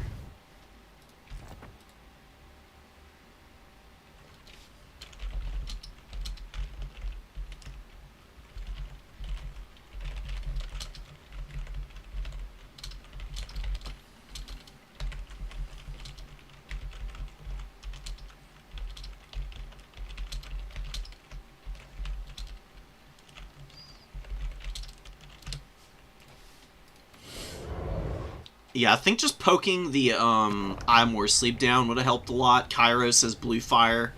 If you can just burst down the Eye of More Sleep, the Beastmen will just get folded up from that point, because that's like what my entire build is centered around. My infantry would have been like fairly okay against a lot of what you had in reserve, but it would have been a lot tougher for me without the Eye of More Sleep on the field.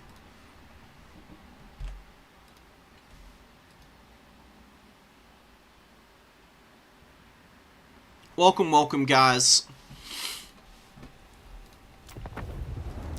We're trying to get some dubs here. We're doing okay. We got folded by Anticity, but, you know, my build that I thought would be pretty strong against Vermintide was actually really bad. So, we're going to go back to the drawing board on it.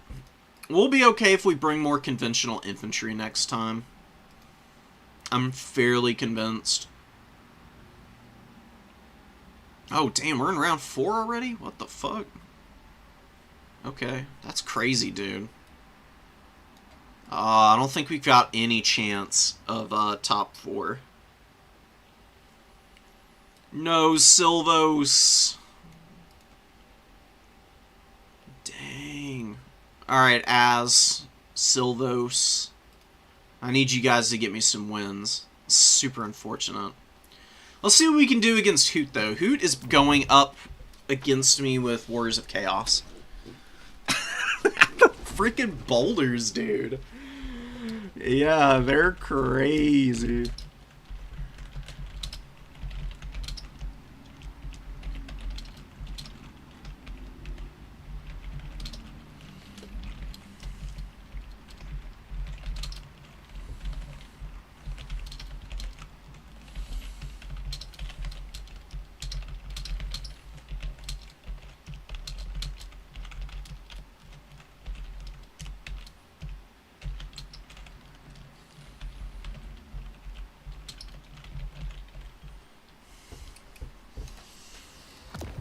Holy jeez, dude. Alright, let's go find our boy Hoot. This tournament's going by really fast. That first round was slow as dirt, but it really picked up after that. It was just like two people who were having trouble connecting with one another, I think.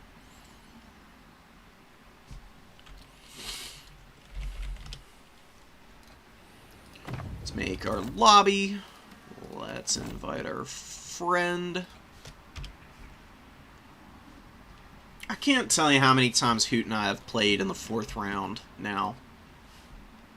Like, out of the last, like, 10 tournaments, I think we've gone up against each other in round 4, oh, man, not even in the last 10, in the last 8. Probably, like, 3 times. It's kind of funny the way the matchmaking works in this game. Sometimes you get matched up against people a lot.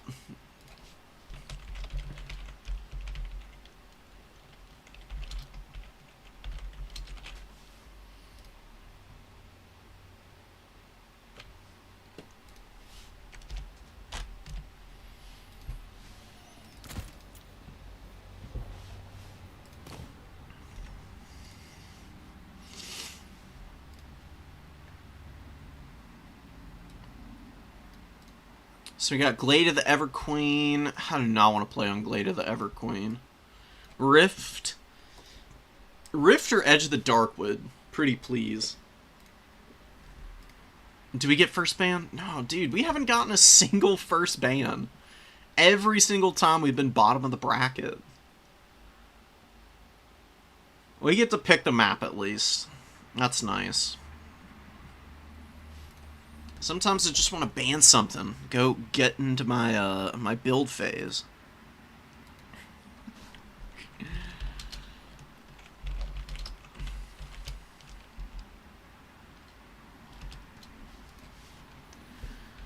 Okay, so we will play Rift.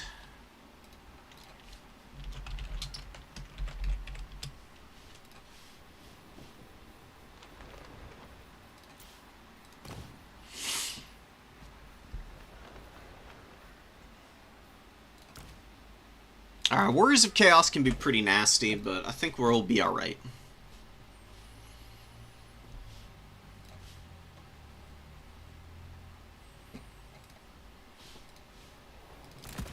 Since we're not making it in top 4, I mean, the op points are just not looking like it's going to be a chance for me. We're going to do something a little different.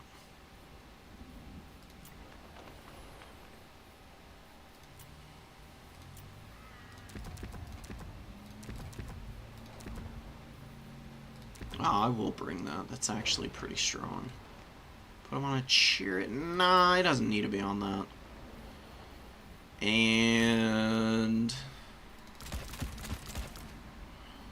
we'll get our Saturdays for the boys build going.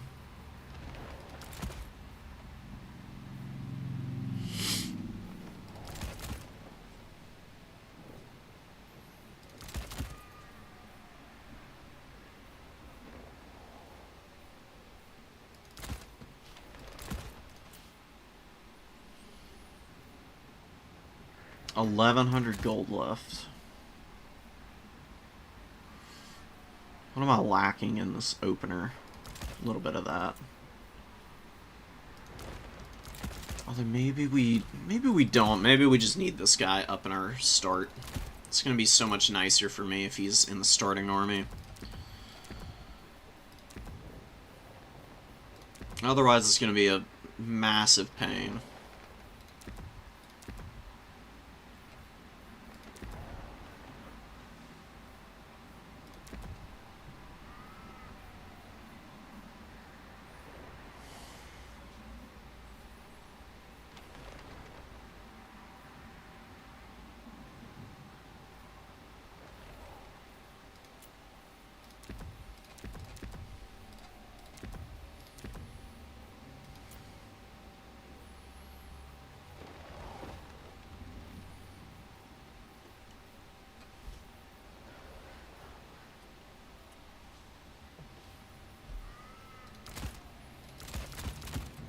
So against Warriors of Chaos, we'll bring a few less of those guys.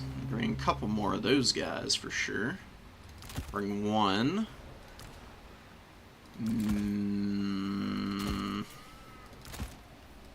Maybe one of these? Nah, probably not.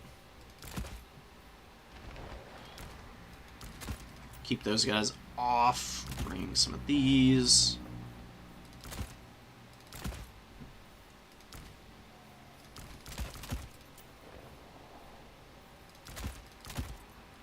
Couple more of y'all.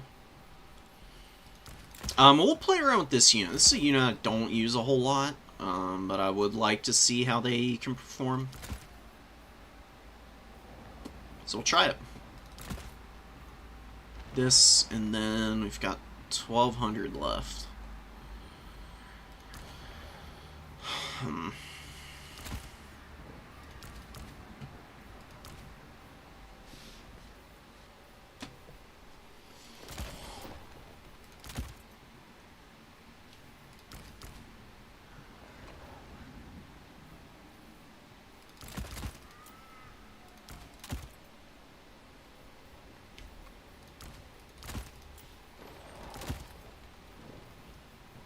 I got 1050 actually. The fuck? Oh my god, what do I spend money on? Please. Why is this faction set up like this? It makes it so difficult to like figure out what you want your last little bit of spent money to be allocated towards sometimes. Something like this.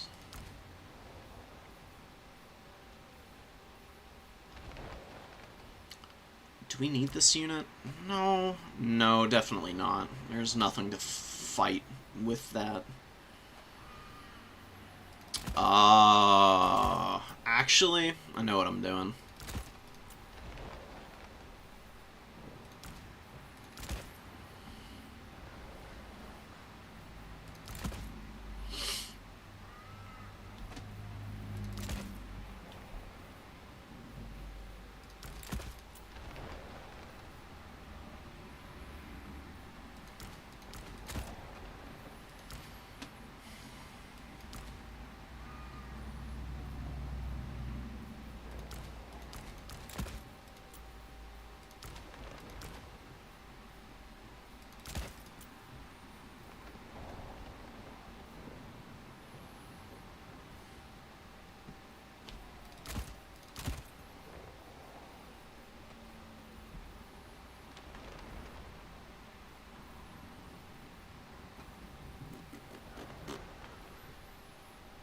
I'm so indecisive, dude. This is ridiculous.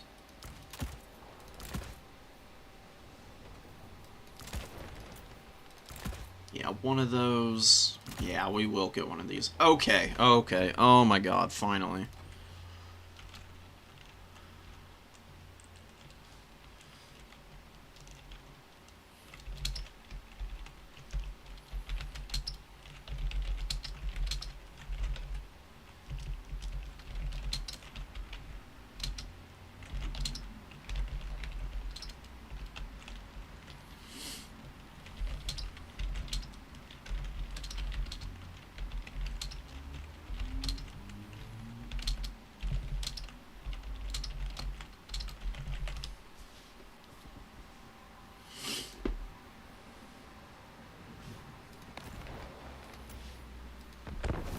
Okay. Finally ready. Here we go.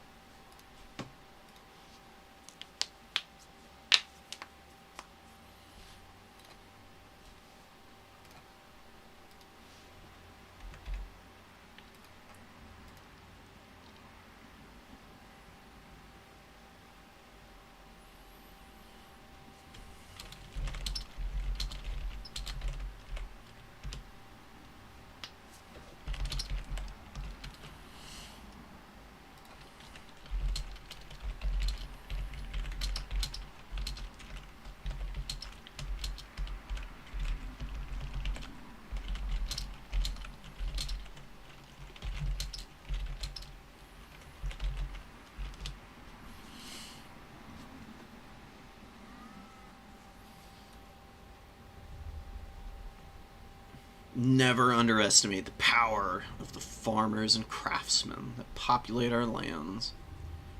Humble they may be, when working in harmony, they can be sharpened into a deadly weapon.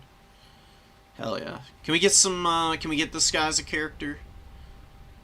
Fighting Master sounds like a really cool, character for Cathay, honestly. Oh, that's what they need. They need whooshing, warriors. That can be their melee infantry that Cathay has been lacking for so long. Oh, that'd be awesome. They could be a melee unit, kind of like Croman, that can give the harmony buffs to the other Cathay infantry. Like, imagine you get like these super sauced like warrior dudes, warrior monks, like running up alongside. Really lightly armored, but they got really good stats, and they give the boosts to all the other melee units they're fighting with. That would be really cool. Actually, I'm formulating the email now.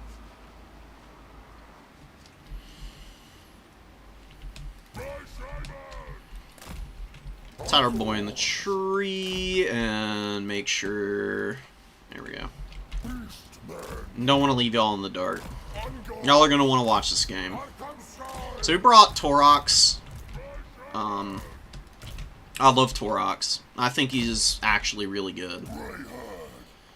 He hits like a freaking truck. He beats just about every other combat character in the game. There are exceptions, but generally speaking, he's a freaking nightmare for most enemy faction melee characters. Our Ungors to come up over here, I think. So we're gonna need to be careful of Burning Head, because Archie is just a nightmare for the Beastmen, but might be okay. We'll get our Gore Herd up in the forest here, because we're gonna send the Zangors are gonna cap the point. The Gore Herd are gonna hover on the edge of the forest here. We could actually, I'm gonna stick this unit and get them up in there. We could sneak something up through this forest here if we wanted to. I don't think we're gonna. Korok's Manrippers are also gonna go hide in the trees. Actually, in fact, since we're doing some shenanigans here. This is one of the reasons why I love the Beastmen so much, dude. Like, Vanguard deployment on so many of your units, you can do some really funky, like, hiding. Look at this. These guys are hidden. So we're gonna see if we can, develop out some kind of ambush onto this point. And we've got some more Gore Herd that are gonna go sit in this tree. The Zangors are going to defend the back line. The Korok's Manripper is going to chill here. The Zangor on the number 1 with some magic support. Fate of Buna and Spirit Leech. Fate of Buna really good against some of the big scary stuff for the boys.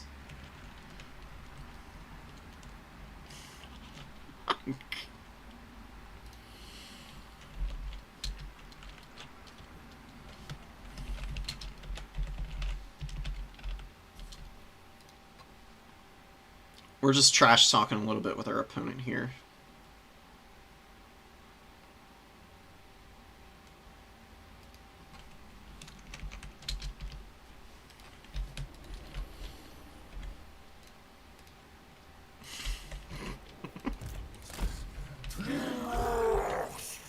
Alright, let's do it, man.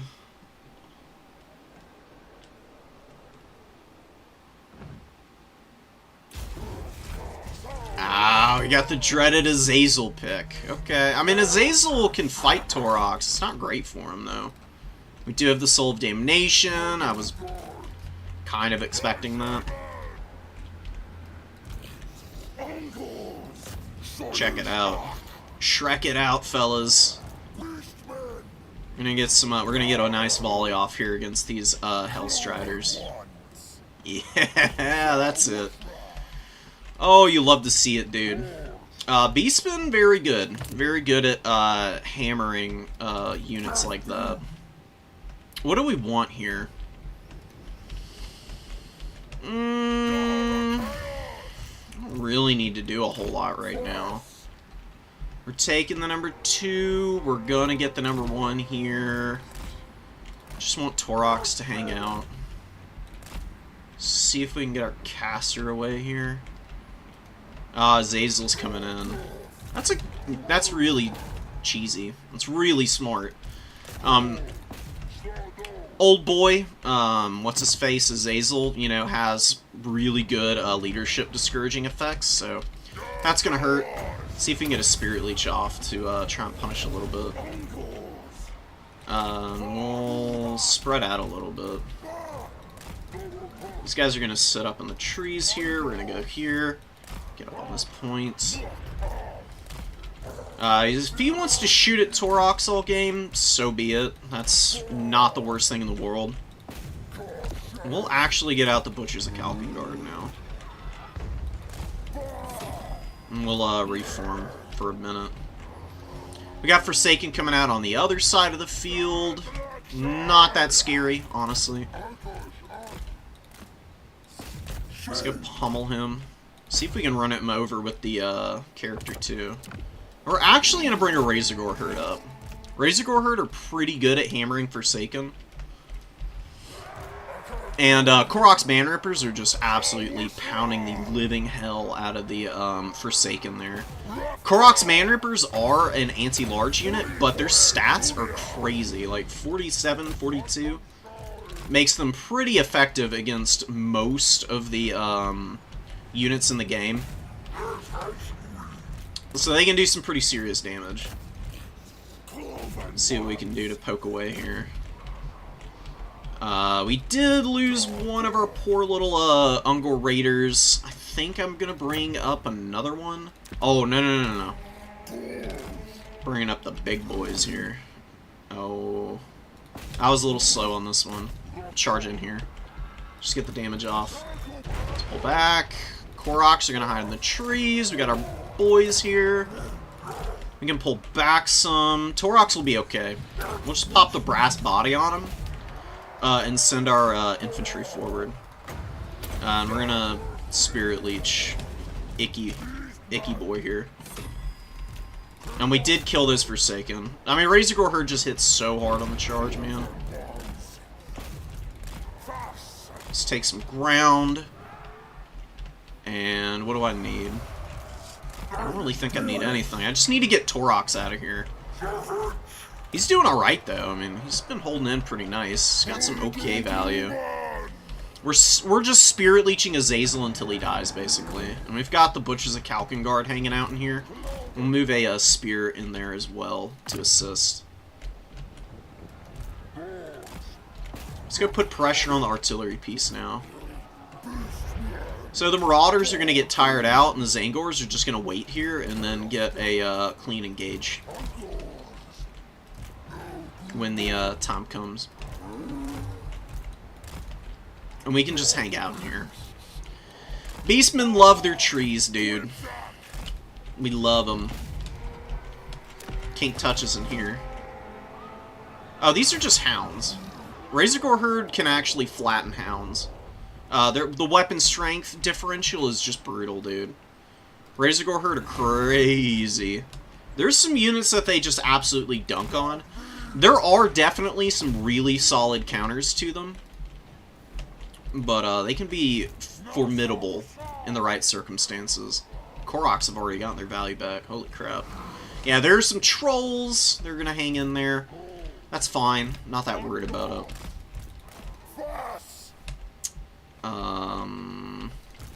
Since the Goros are here, let's actually send the Blackhorns Ravagers around. Maybe they can get a little flanky poo off. Let's get our Ungor Raiders back behind the line. And look at these frickin' Ungor Spearmen, dude. They took about half the HP off of this Marauder unit. Actually got back behind. We're gonna unsummon these guys. We're gonna move out of the trees now. We got the Sons of Goros here too. The Blackhorns Ravagers have been revealed, so let's try and get out of there. Not gonna be too good for us. Hoot is playing a very cagey game, but it's not going too well for him because he's not really been able to break through anywhere. And my build is surprisingly resilient to this kitey style of play. And as good as the Soul of Damnation is, it's just not going to be able to kill everything in time. So we use the use Tattered Infantry also. This is just like a really quick explanation of something that you can do to like finish maximizing value on units, is just pull back full health units and use tattered ones to take initial engagements. That way you can hammer and anvil a little bit better. Alright, Koroks are getting hammered a little bit, but it is what it is. You know, can't win them all. Let's move over. We're gonna get the attacks in here, since Goros can move in. And we're just gonna summon some Sentis out here and hammer whatever mobility comes our way, because there's no Hellstriders, basically. We're gonna pound Azazel too, and send Torox in. We get a good side charge here. Come on, kill him. Come on, do something. It's alright. Whoops. Fumbling these guys in. We'll send the butchers in here. We'll pull our Unger Raiders back. And the Koroks Man Rippers, I'll just unsummon them. I don't think they're going to do anything the rest of this game. Alright, does get on top of my Unger Raiders, which is not great for me. That's not the worst thing in the world. We do have Sentis just chasing the horsemen around.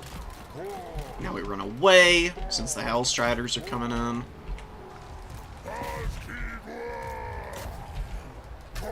We should win against these Hellstriders back here. Pull these guys over.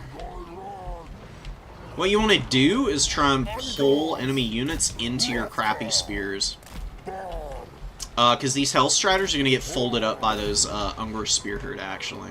You see they take a bunch of poke on the way out. Winning over here, the butchers are doing good. We're going to flatten these hounds. And we do kill poor Azazel here.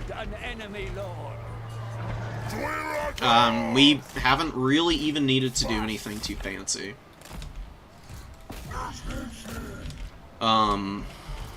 What Hoot probably needed, it's honestly just some units to really, like, heavy metal threaten my good tools in the field.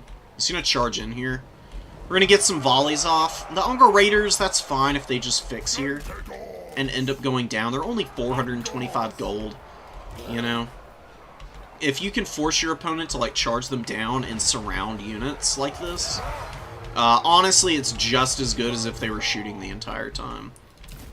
So I'm absolutely unfazed by that charge there.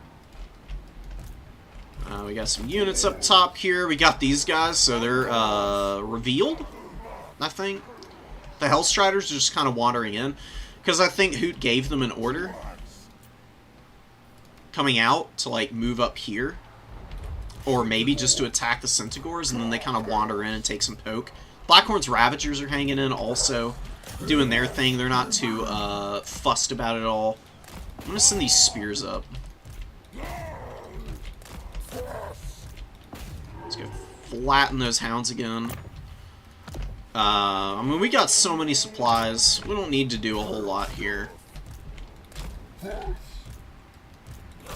So the Azazel pick was, like, really what's put our opponent behind in this game. We're just gonna do this, because we can. And we'll get this Centaur rolling up over here, and this one over here.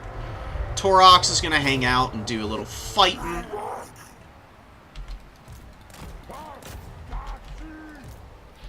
We'll pop the brass body. And, you know, one Hellstrider gets folded up by Fate of Buna, and the other one's gonna get flattened by the Centaurs. And then we just need to finish off the Forsaken here.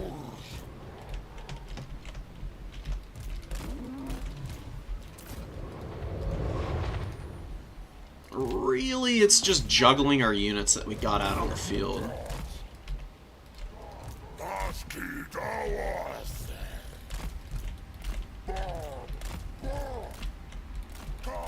Let's get out of here.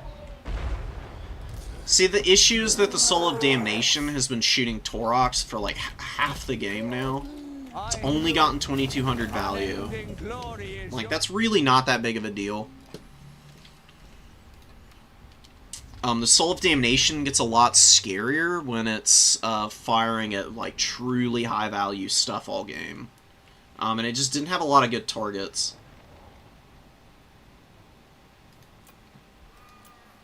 And the Horsemasters just didn't have anything to shoot, really. Honestly, this is not a very uncommon build for the Warriors of Chaos. The Koroks Man Rippers is 1600 value. 1600 on Bray Shaman. Just Spirit Leeching and running over Azazel every time he landed. Taurox got 1000 value, which is honestly not bad, all things considered. He didn't fight a whole lot. Most of the game he sat in the forest and just hung out with the boys, you know, pounding Budweiser. And, you know, talking. Taurox is like Hank Hill. That's how I always envisioned him. One Ungol Raider got 1000 value, which is insane. That's very good. 425 gold unit, 2xing its value.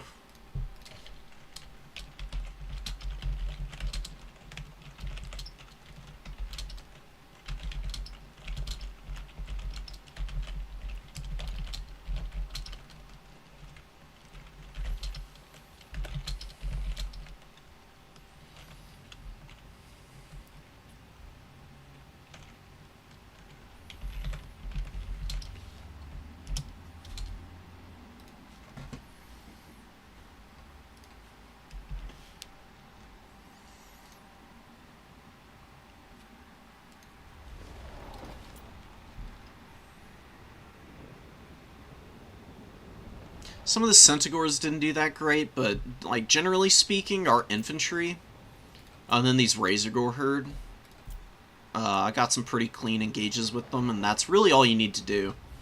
Sometimes Beastmen are just a sit back and wait for the opponent to come to you type of game. You don't always have to press really deep into other people's lines. How many games in are we? That was the 4th round. I don't think I'm getting into top 4, unfortunately. Our op points are not looking amazing. Even though we got 3 wins. I think I'm going to end up outside of it, which is big sad. But that's okay. I mean, we did pretty well. I got some good data on the Skaven matchup, which is one that I've been hemming and hawing over. And, like, nobody plays Skaven, you know? There's Falling Star, Scrambled Egg Special sometimes. Anticity is who beat me.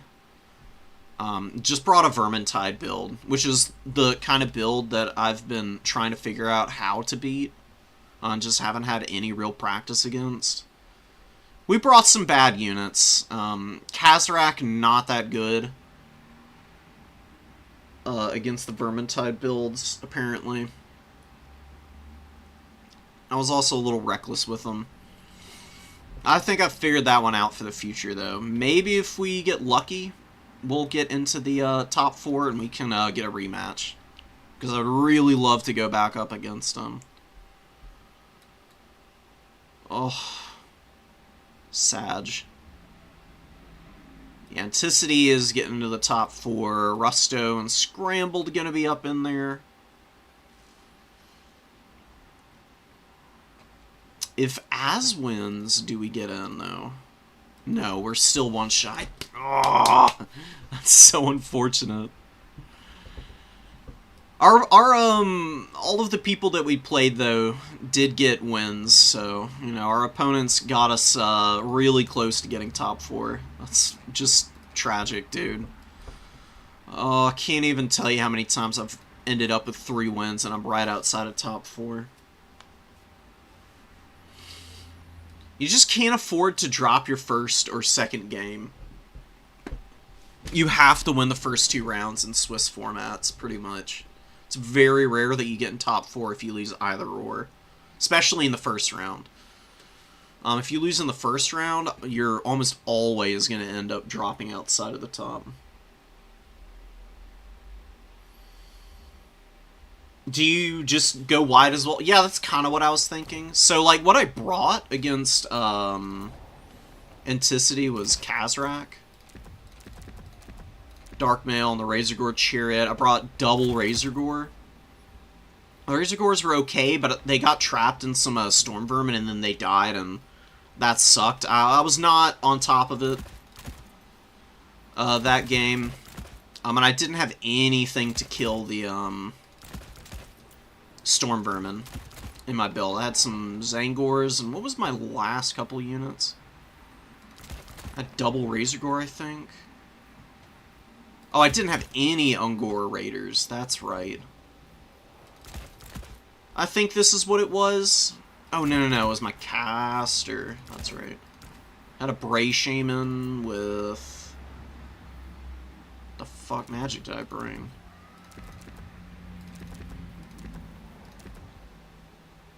Yeah, it was this. This is what my build was. This is not what you want to bring against the Skaven. They just got too much. Like too many halberds for the Razorgore Chariots to get stuck in. I do think one can work, though. Razorgore Chariots are just that good that one and reinforcements can work. But I didn't have anything to poke in the beginning of the game, and that just put me too far behind. So if I were redoing it, I'd just bring more bows, I'd bring some Goreherd, and I'd bring a couple besties with a Great Bray Shaman with Shadows Magic on the Tusk score. And then I've got 880 gold. What else could we bring? Could bring Wargore. Wargores are good, dude. This is one of the best foot characters in the game. If you ask me, they're pretty crazy. Well, we could bring Destroyers of Drakwold. I really like this unit. The Destroyers of Drakwold are a really sticky Ungor. Like, Ungors are already fairly annoying. They have so much uptrade potential because they have really high leadership for a cheap unit with Expendable. So when they're, like, running in and, like, getting overrun by, infantry, it's a little unfortunate, but you've still got Goreherd and higher quality stuff behind that can get good value. The Destroyers of Drakwold have all of those same benefits with much better leadership and crazy high melee defense. Like, you can see here, they literally get 25 more melee defense for being an ROR, and they have poison. And their shield, yeah, it's just a bronze shield. But it's decent. It'd be really good against the Skaven Slave Slings. In fact, maybe I go with the shielded variants.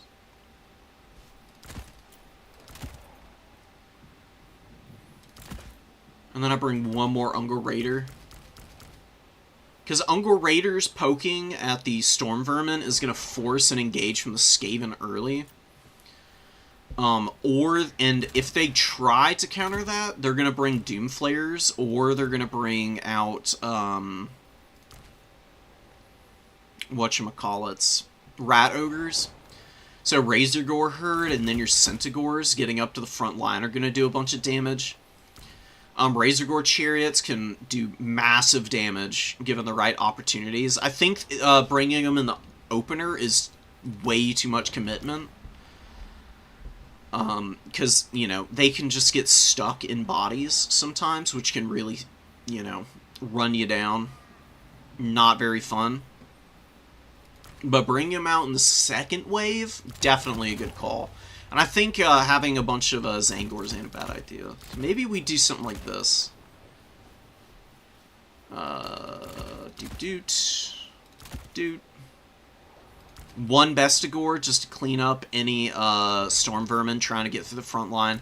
Because Anticity also had the Council Guard. the Unbreakable Storm Vermin ROR.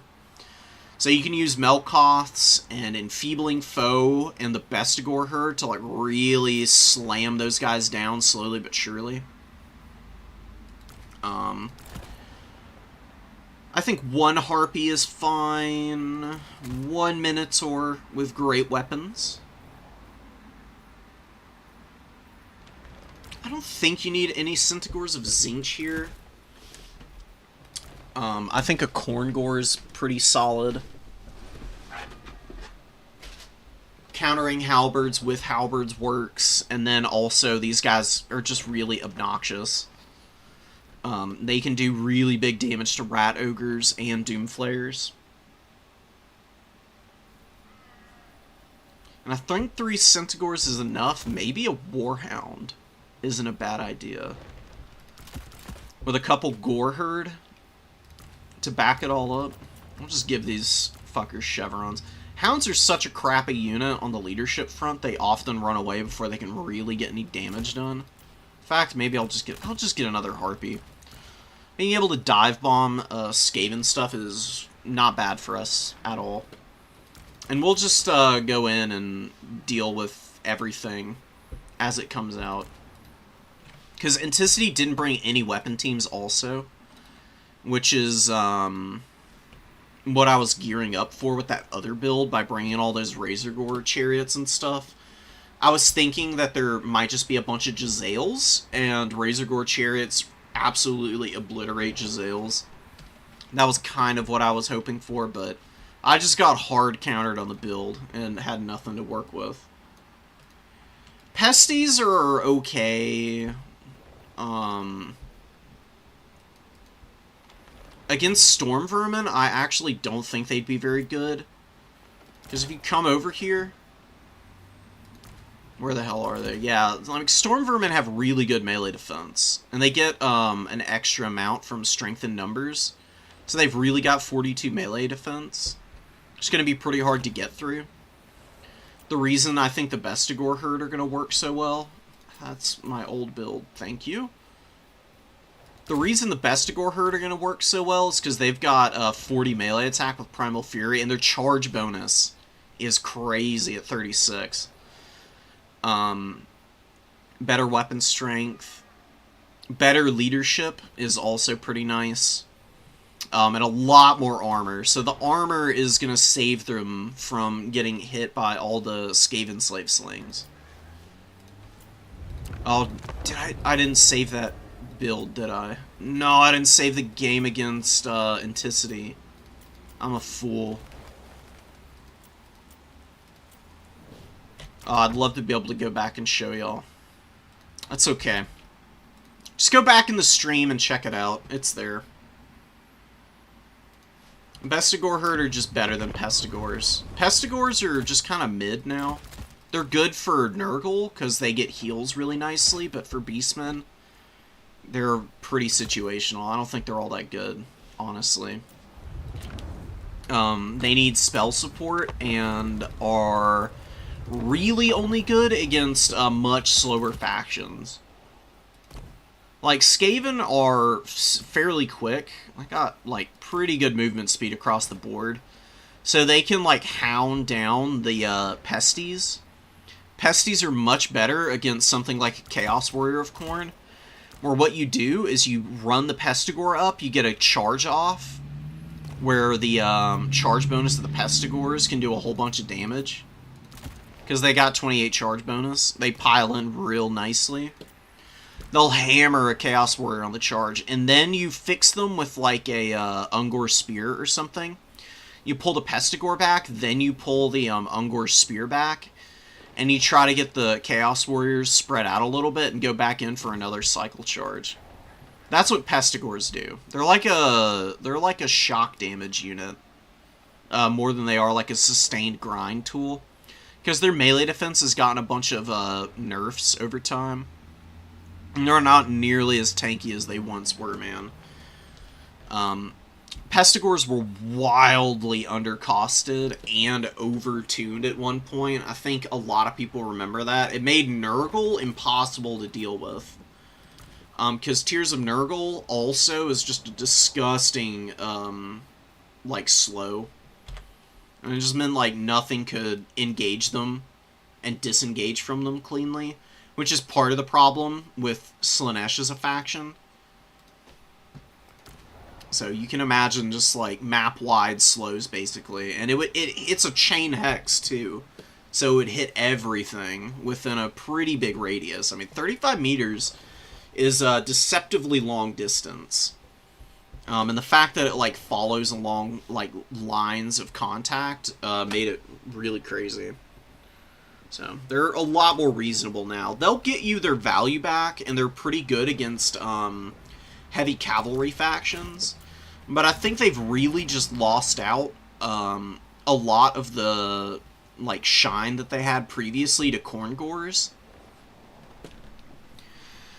Because Khorngors are basically Pestigors, but much better at killing large stuff, which, you know, heavy cavalry counters. Looking at it right here. There's still some flex to these guys, but just way better on Nurgle's roster. That's my insanely long-winded and rambling answer to the question you asked. What are we gonna do now? I mean, we're like done. Let's do some quick battles. Just like a handful of them. Just to end the stream off. We didn't get into top 4. Whatever. It is what it is. I'm still itching for a couple more games.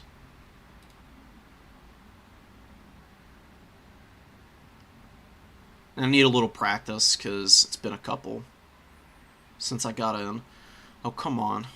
Load the damn mods. Thank you. Also, tonight, I'm going to be releasing the final part of my Beastmen roster breakdown.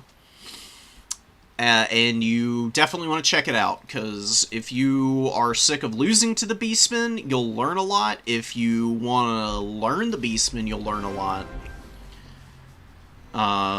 And if you just have a passing interest in the game, and it's about as comprehensive as you could want. I'm going through all of the single entity and monstrous infantry units. All the other units I've covered in other videos, and you should check those out too. Alright. Let's get in here.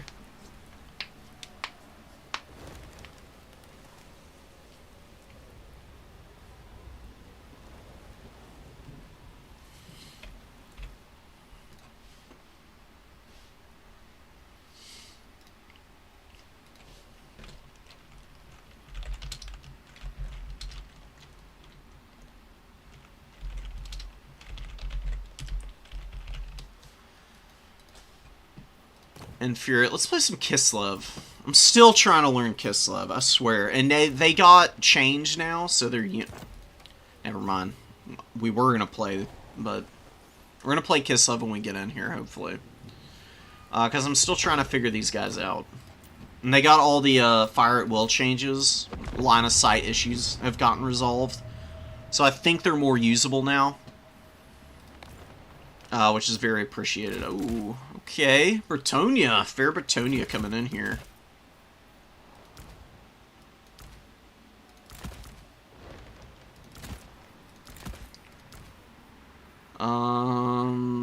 Do we just go for a... We will bring her on the Frostworm. We'll bring Zarina Katerin, actually, though. Katerin on the Frostworm is just better. Period. She's so good. Ice Maiden's Kiss is amazing against peasants, too. I don't think we need Frostblades.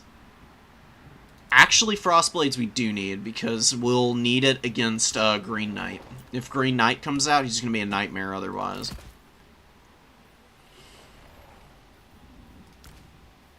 What else do we need here?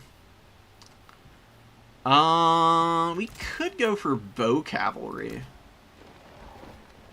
Maybe not a bad idea. Glaives are going to be good. I don't think we need 2 Streltsy. Although maybe 2 Streltsy is a good idea. Where are the Boydnovs? Oh, they're in my reinforcement pool. Okay.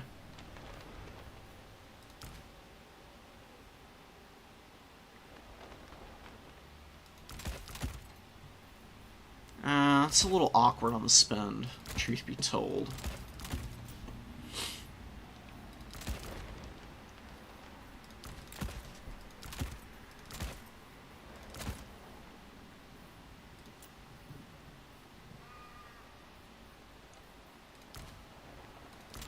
We're on Celestial Lake. I don't know why I'm making a range build for that map.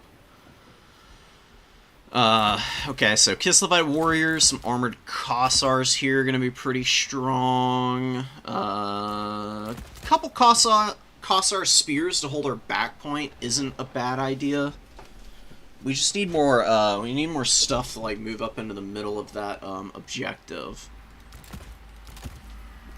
And I think, actually, Horse Archers are a little bit stronger on this map in general. So, maybe 3 of those. We'll bring... I think the Griffin Legion might be too expensive. Bring 1 Winged Lancer, maybe? Figure this out. No, don't force me in. Not yet.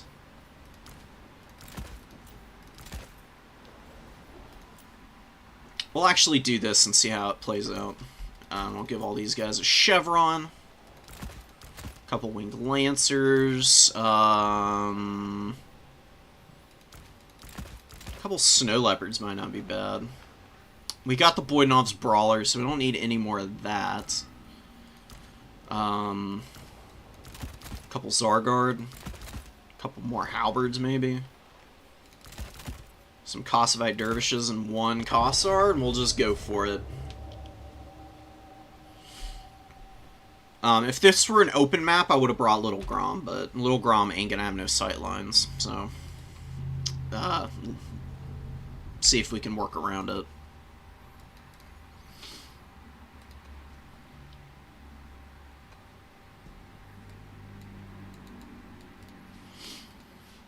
Alright, we'll get like 2 or 3 games in, and then I'll dip out of here. I was gonna just play the tournament, but it was too engaging, and now I got me amped up to actually play the game a little more. And I already did all the other stuff I was working on, so... I got the free time, why not?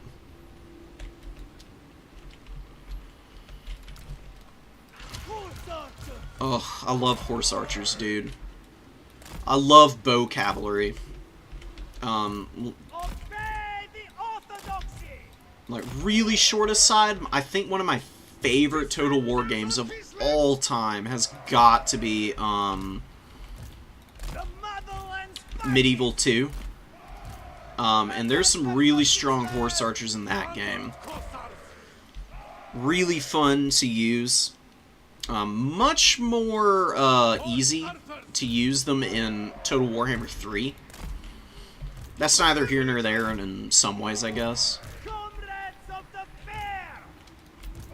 It's just cool that they've got the functionality and utility that you're really looking for, gameplay-wise.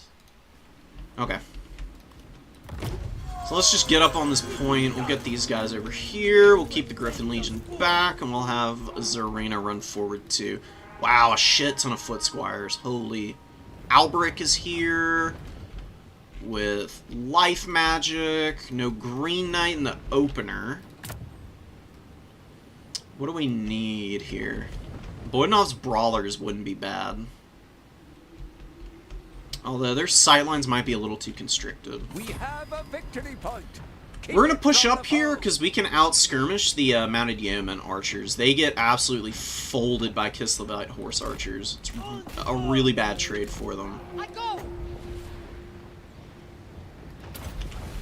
I'm going to slow these guys and get up in here and just keep firing at them.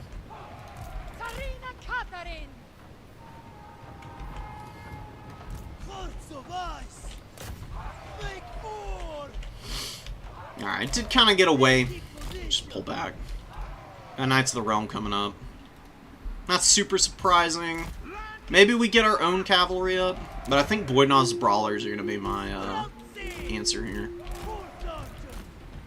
And we'll cast some Ice Maiden's Kisses onto the peasant mobs, because it just actually does a bunch of damage. And these guys are a little annoying to have to shoot down. Rather not spend a whole bunch of time gunning them down. We will use the ammo here, though. Back up some. Let's go poke away here. Actually, pull back. I'm going to try and pull our opponent into a really bad fight here. Okay, I don't know why he's running away from the Griffin Legion, because it's not really going to work. Griffin Legion are actually just outright faster. Hold in the forest. We're send one guy off to this side point. We're going to slow push our opponent's back objective.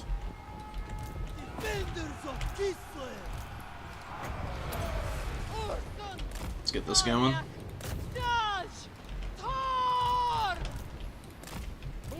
Let's pull back. They're nice and slowed up, and we'll obliterate them here. Are they gonna get a shot off? Come on, get a volley off, please. Hit Alberic at the very least, guys. Damn it. A little too slow. I pulled through instead of around, and that kind of ruined me. Let's get back. There's the Green Knight. That's okay, though. We can poke at him. These are just peasant mobs. Our Kossars will do fine there. And we're gonna keep pushing the back objective here. Get another Winged Lancer out. Yeah, we did a little damage to him. Let's actually stay back here for a minute. And let's get our peasant archer, or horse archers forward. He's not moving up on the middle, which is a big mistake.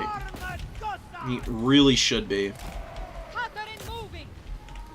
He's pulling all the way back, too, which is kind of insane to me. Like, not what he should be up to, in my opinion. Let's pull back. Let's get the Boydnov's Brawlers lined up here. Yeah, come here, bud. I dare you. Alright, Zarina actually got a slap in there. She's gonna get hit here. We'll get her away. I forgot to bring a Patriarch for her, so I need to be real careful. But she should be okay. We just pull through here and get away with murder. And here come the foot squires now, so we'll start hammering them with our cavalry. And my opponent kind of creeping up in the middle there. We'll bring his Zargard up. Start getting within here.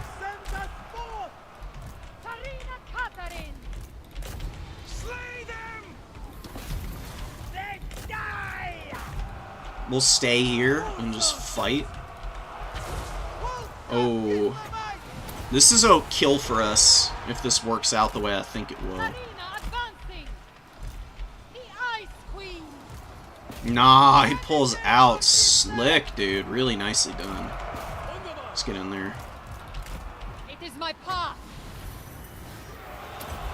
I am the blizzard. Does a decent amount of damage, actually, and we'll debuff these guys also, just to make it even harder for them to escape. We're hammering. The foot squire's okay.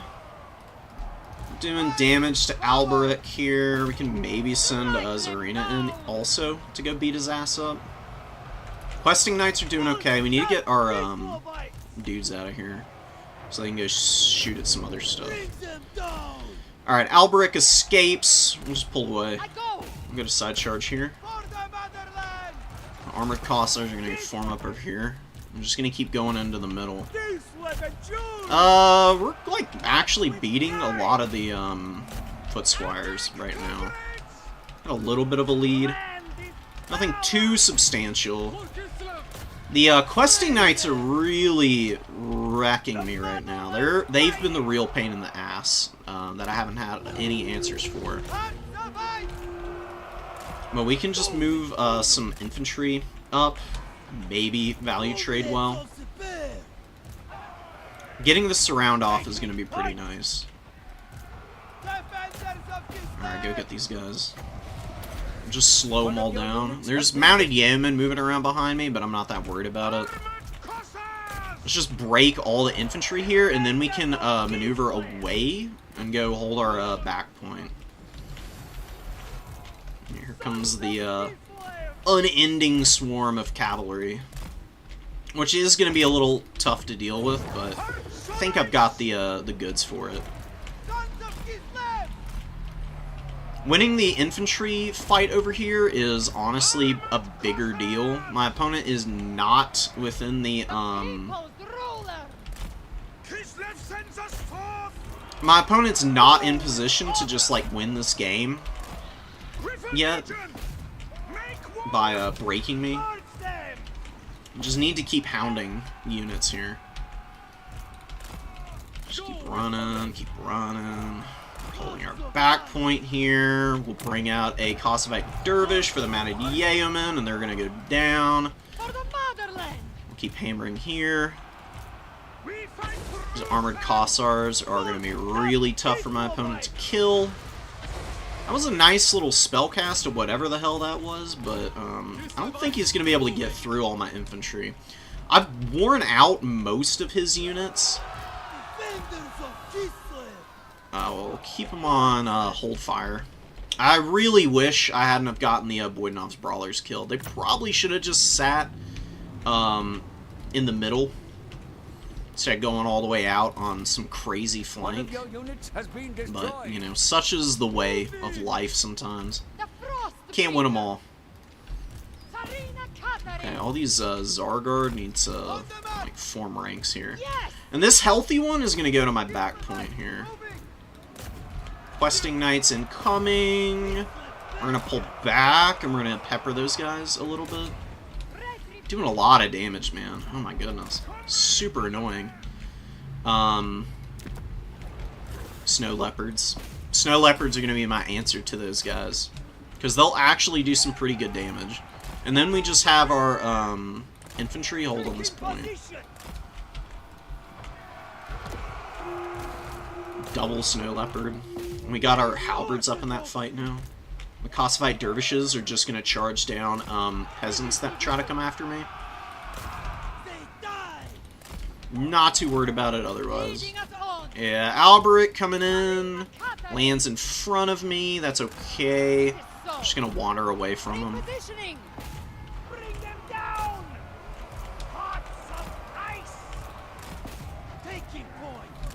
I'm going to push up here. Actually get really aggressive here because he's actually in a bad spot. He's leaving a lot of his units open to getting surrounded and picked apart now. We save up for a Winged Lancer for sure because there's a bunch of like stuff that's very vulnerable to shock damage on the field, and that's really where I want to get my money's worth now. You can see we just overwhelm with our solid like numbers. We need to stay away from those guys. We'll just use this fight here to really mess my opponent up now.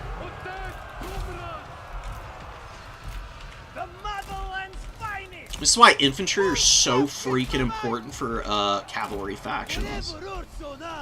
Because when you run out of infantry, there's just not much that you can get done, honestly. Like, it's just really tough to, like, finish your opponent.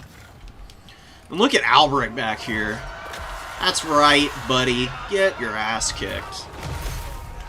God, dude, Zarina is crazy. She's so good. And the Snow Leopard also getting fat value on this guy right now. Let's get out of here. We can leave the Snow Leopard, actually. Because it imbues Frostbite. My opponent ain't gonna go nowhere with that heading in. Oh, he is gonna escape, actually. But that's okay. We've still got more kitty cats to go after him. Surely he's got more supplies than this. I mean, he's gotten some good heals. I feel like he shouldn't be this far behind, right? What the hell's going on? Kislev with the endurance, man. It's pretty brutal. Yeah, we'll pop this here because these guys are fighting the companions. Pull out this horse archer. Stay up in there. Send these Kislev warriors over. Knights of the Realm coming in. We'll bring a Winged Lancer, and then my next summon is going to be the Boydnov's Brawlers again. These Kislevites Warriors with that buff, big damage, dude. We'll just pop slows here. Back up. Now he doesn't want to fight me here. Taking a bunch of casualties, but I think we're going to come off a little bit better than my opponent here. I was trying to kill my poor little battle cats now. Let's go help him out a little bit.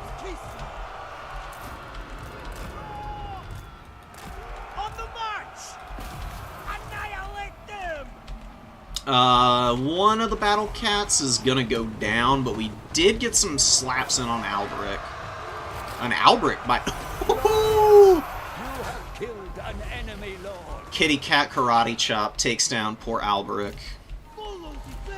And the Pride of Bretonia is dead and gone now. Zarina really hasn't had to do much. She's gotten a little bit of value. She's been very respectable. Let's get off the Green Knight here. We'll just tar pit him with the Cats and the Griffin Legion, and everything else is gonna go do more important stuff. And summon these guys. Oh, and the Boydnov's Brawlers coming up now. Big blob fight. Not going great for me. Let's disengage for a minute. I mean, really, he's swarming with bodies more than quality.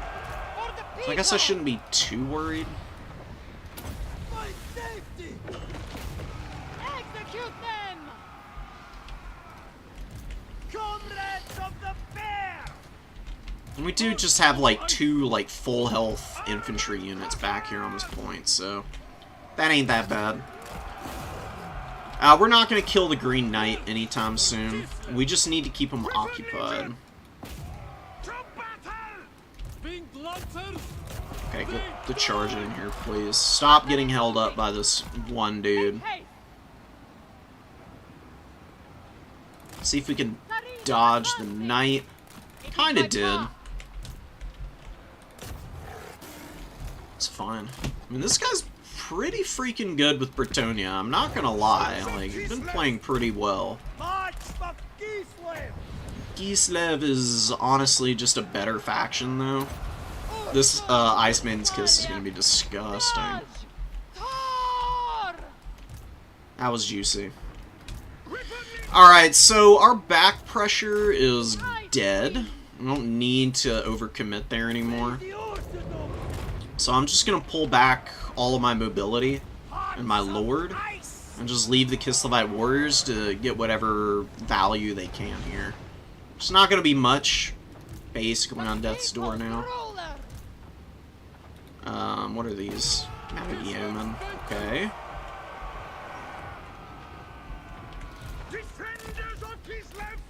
Alright, the Boydnov's Brawlers are gonna get a volley off this time. Determined. How'd they do last time? I mean, they actually almost got their value back the first time. Which is kind of shocking. Felt like they got folded up, but, you know, that can... You can get a pretty skewed idea of what's going on in a game sometimes. Like, to me, it felt like these guys did nothing, but they obviously attracted a lot of attention, and were actually a fairly annoying unit for my opponent to have to try and get through. Come on. Fire. Fire. Fire. Fire. Fire. Probably gonna die again here, which is, not great. We're gonna get up in our opponent's face here. I'm gonna try and kill these guys. What do we need? Let's get an armored Kossar up here. Yeah, and we'll bring one halberd. We've got a bow back here, and we can go hit these guys. I am gonna do it.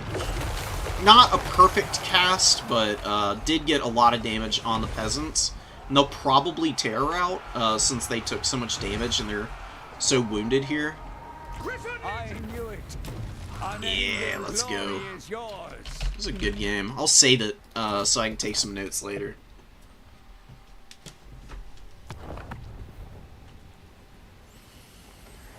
So the Warriors were good. The Griffin Legion, crazy value. What the fuck? Holy hell. Alright, obviously I have not been giving the Griffin Legion their due, because they got 2,900 value on 2 summons that game. Which is kind of bananas. I was not expecting to see that. His cavalry did okay. Mounted Yeomen were really bad, though. They just lose to armor super hard, and they're really not that strong. Like, Costified Dervishes are weak in a lot of ways as well, just like the Yeomen, but they at least have better combat stats and a better charge bonus, I think.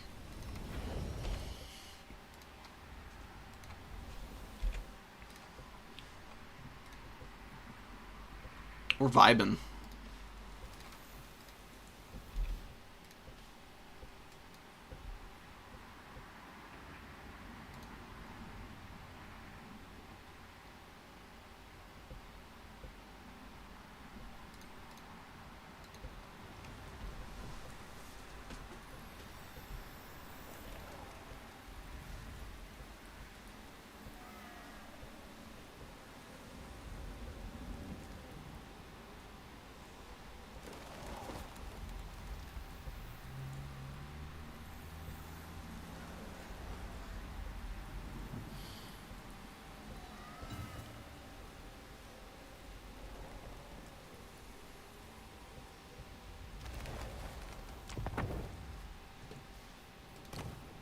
Alright. One more Kislev game. Or maybe 2. Depends on how this one works out. High Elves. Little Grom, dude. All day.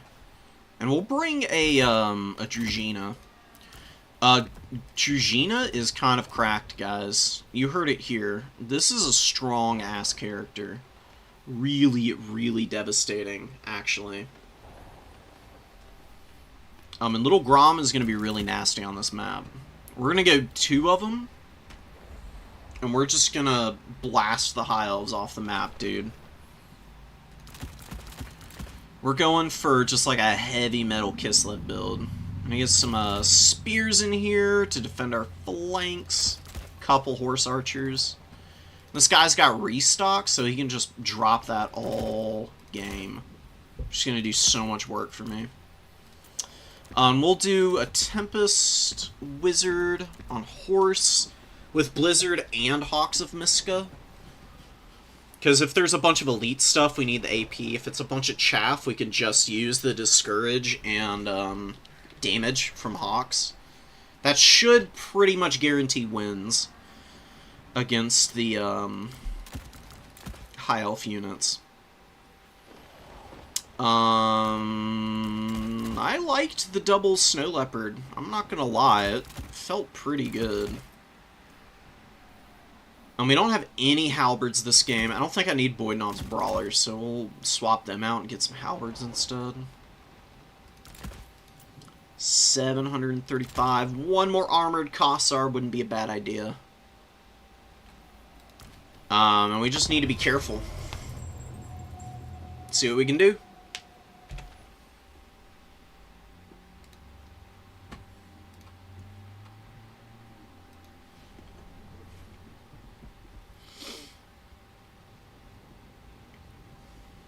The Little Grom Madhouse, man. Where am I going to start these guys off? Probably on the high ground, on my home objective. Because there's pretty good sight lines from up here. To be able to shoot down into the bowl here. You can, like, stick your stuff up here, and they can actually hit a lot of stuff out in the front of the objective there. 2, 1, 3.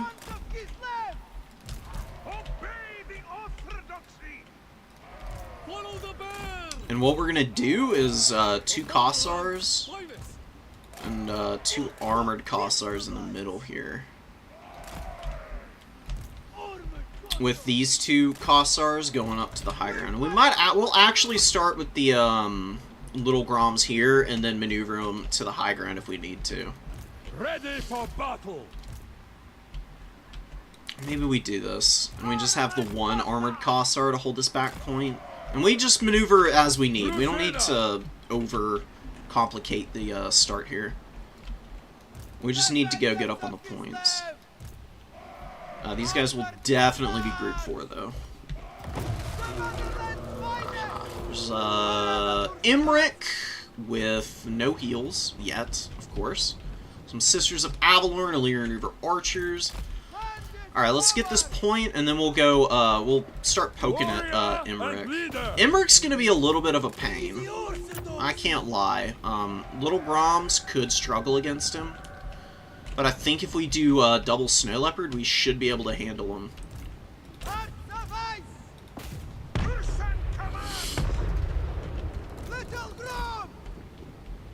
Nice shots from Little Grom.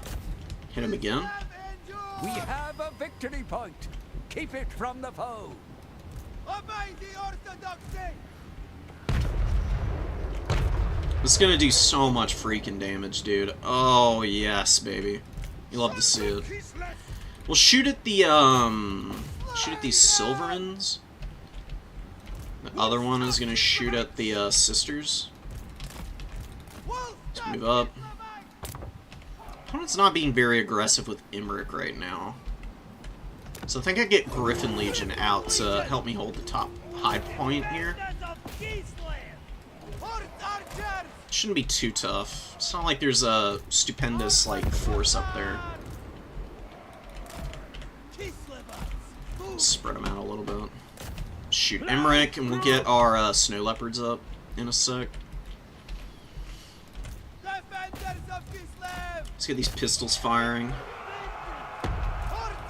And start working on getting around onto my opponent here.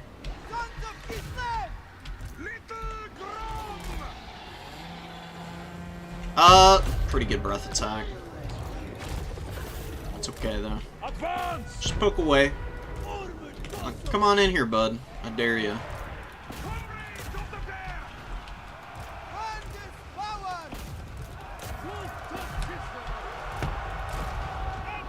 Charging down a bunch of his stuff. Wow, dude. What did he do? Did he just, like, double hit Little Grom there?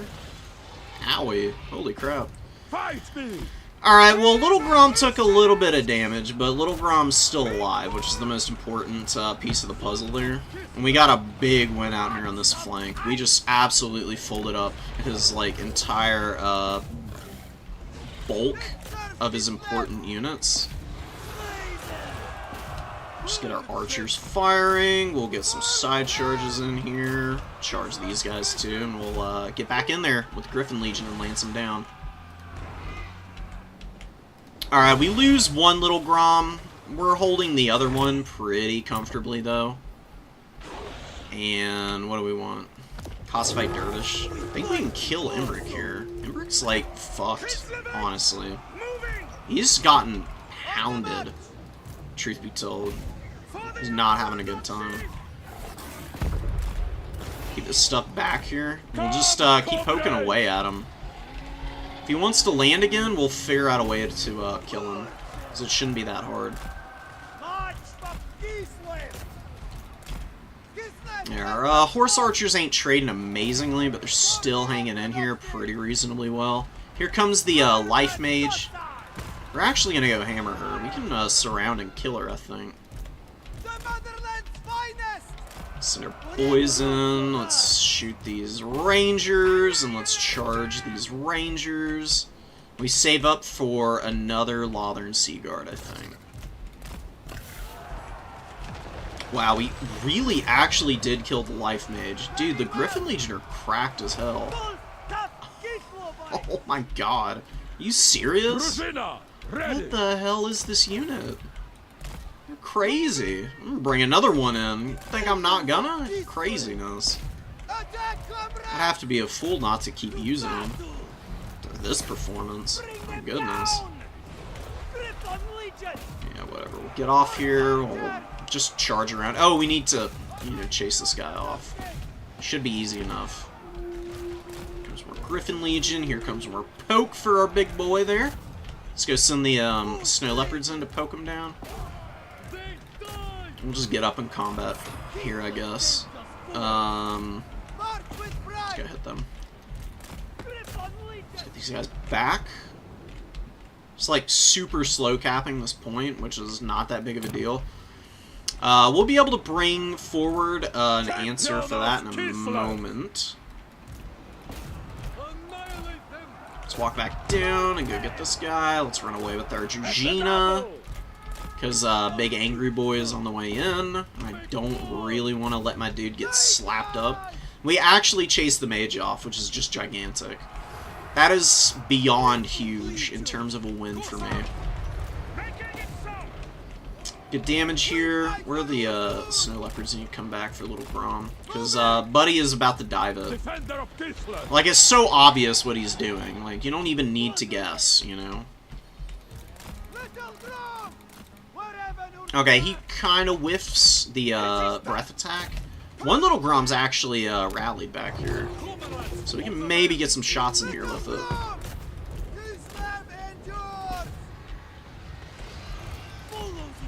Chase these guys down. Get in position here. Keep shooting here. Snow Leopards are gonna go back. These are gonna be in group 5. That way I can actually like click a button and get them. We'll unsummon y'all. Yeah, the horse archers haven't been incredible this game, but they've actually, they've gotten pretty good value. Almost 1,000 each, which is pretty nice. Yeah, I mean, what is Emmerich gonna do, man? Like, big characters like that, just avoid engagements against them for as long as possible, and you can really bedevil them. Let's get the Fireborn here. We need to trot units out to sacrifice into them. Should be able to eventually wear these guys down, though. And look at Emmerich, dude. Just getting hard punished by Little Grom. Like, these guys took a punishing amount of damage early, but now there's really not a lot the High Elves are going to be able to do here. And they're about to ruin the Fireborn if they just fire in here against these guys. Come on, do it, do it, do it.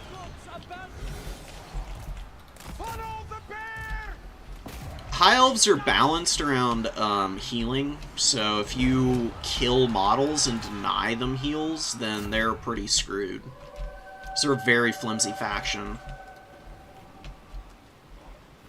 Just another armored Kossar. I don't think I need anything else. Why are y'all not shooting? I don't even need to. We just won the fight anyways. That's crazy, man. March! Come on, Groms. Shoot. Please. I'm begging you. I don't know why they don't want to fire. It's a little unfortunate. Wow. And these guys are just dead. We'll overcast a blizzard here, because it should finish off both of these units. These Winged Lancers, very unfortunate, but it is what it is. They got me a good bit of value in the spell cast. Honestly, just as important as if they had gotten value to begin with. I'm just going to charge all this stuff down. What does my opponent have? He just doesn't have anything left. Hell yeah. We'll do one more. That was a pretty short match, honestly. Jujina with 1,400. Little Groms did pretty solid work. 14,700. Considering this one got absolutely obliterated early, pretty awesome. The Snow Leopards, dude, man, oh my god. Way stronger than what I was expecting from them. Some of the Lotherns did okay. It's just the dives into the backline, man. You just can't dive artillery like that. It doesn't work out that way. Very rarely are you going to be able to find value by diving like that.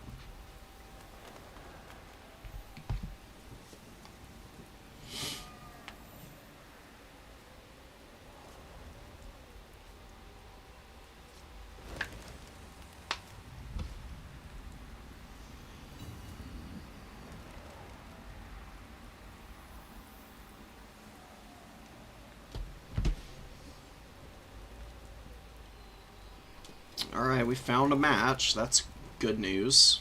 Can we get to the match, please?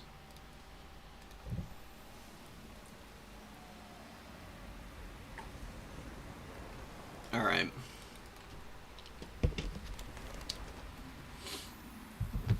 Well, maybe we're just frozen up here. Rip.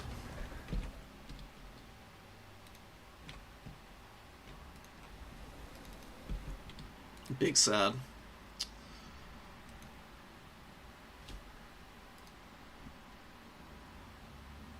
Whatever. I mean, if it's gonna freeze up on us like this, I think I'll just call the stream here. We got some good games in there at the end. It was a good time. Lots to go back to the drawing board on, some things to think about for sure. But I appreciate everybody who came in here and checked it out. I'll catch y'all soon. Tomorrow, in fact. Got a new player tournament. So I'll see you guys then. And I'll sign out for now. And keep an eye out for the next Beastmen roster breakdown video in, I don't know, like a couple hours, I guess. I had it scheduled for some time today. So, see you later, guys. Peace out. Take care.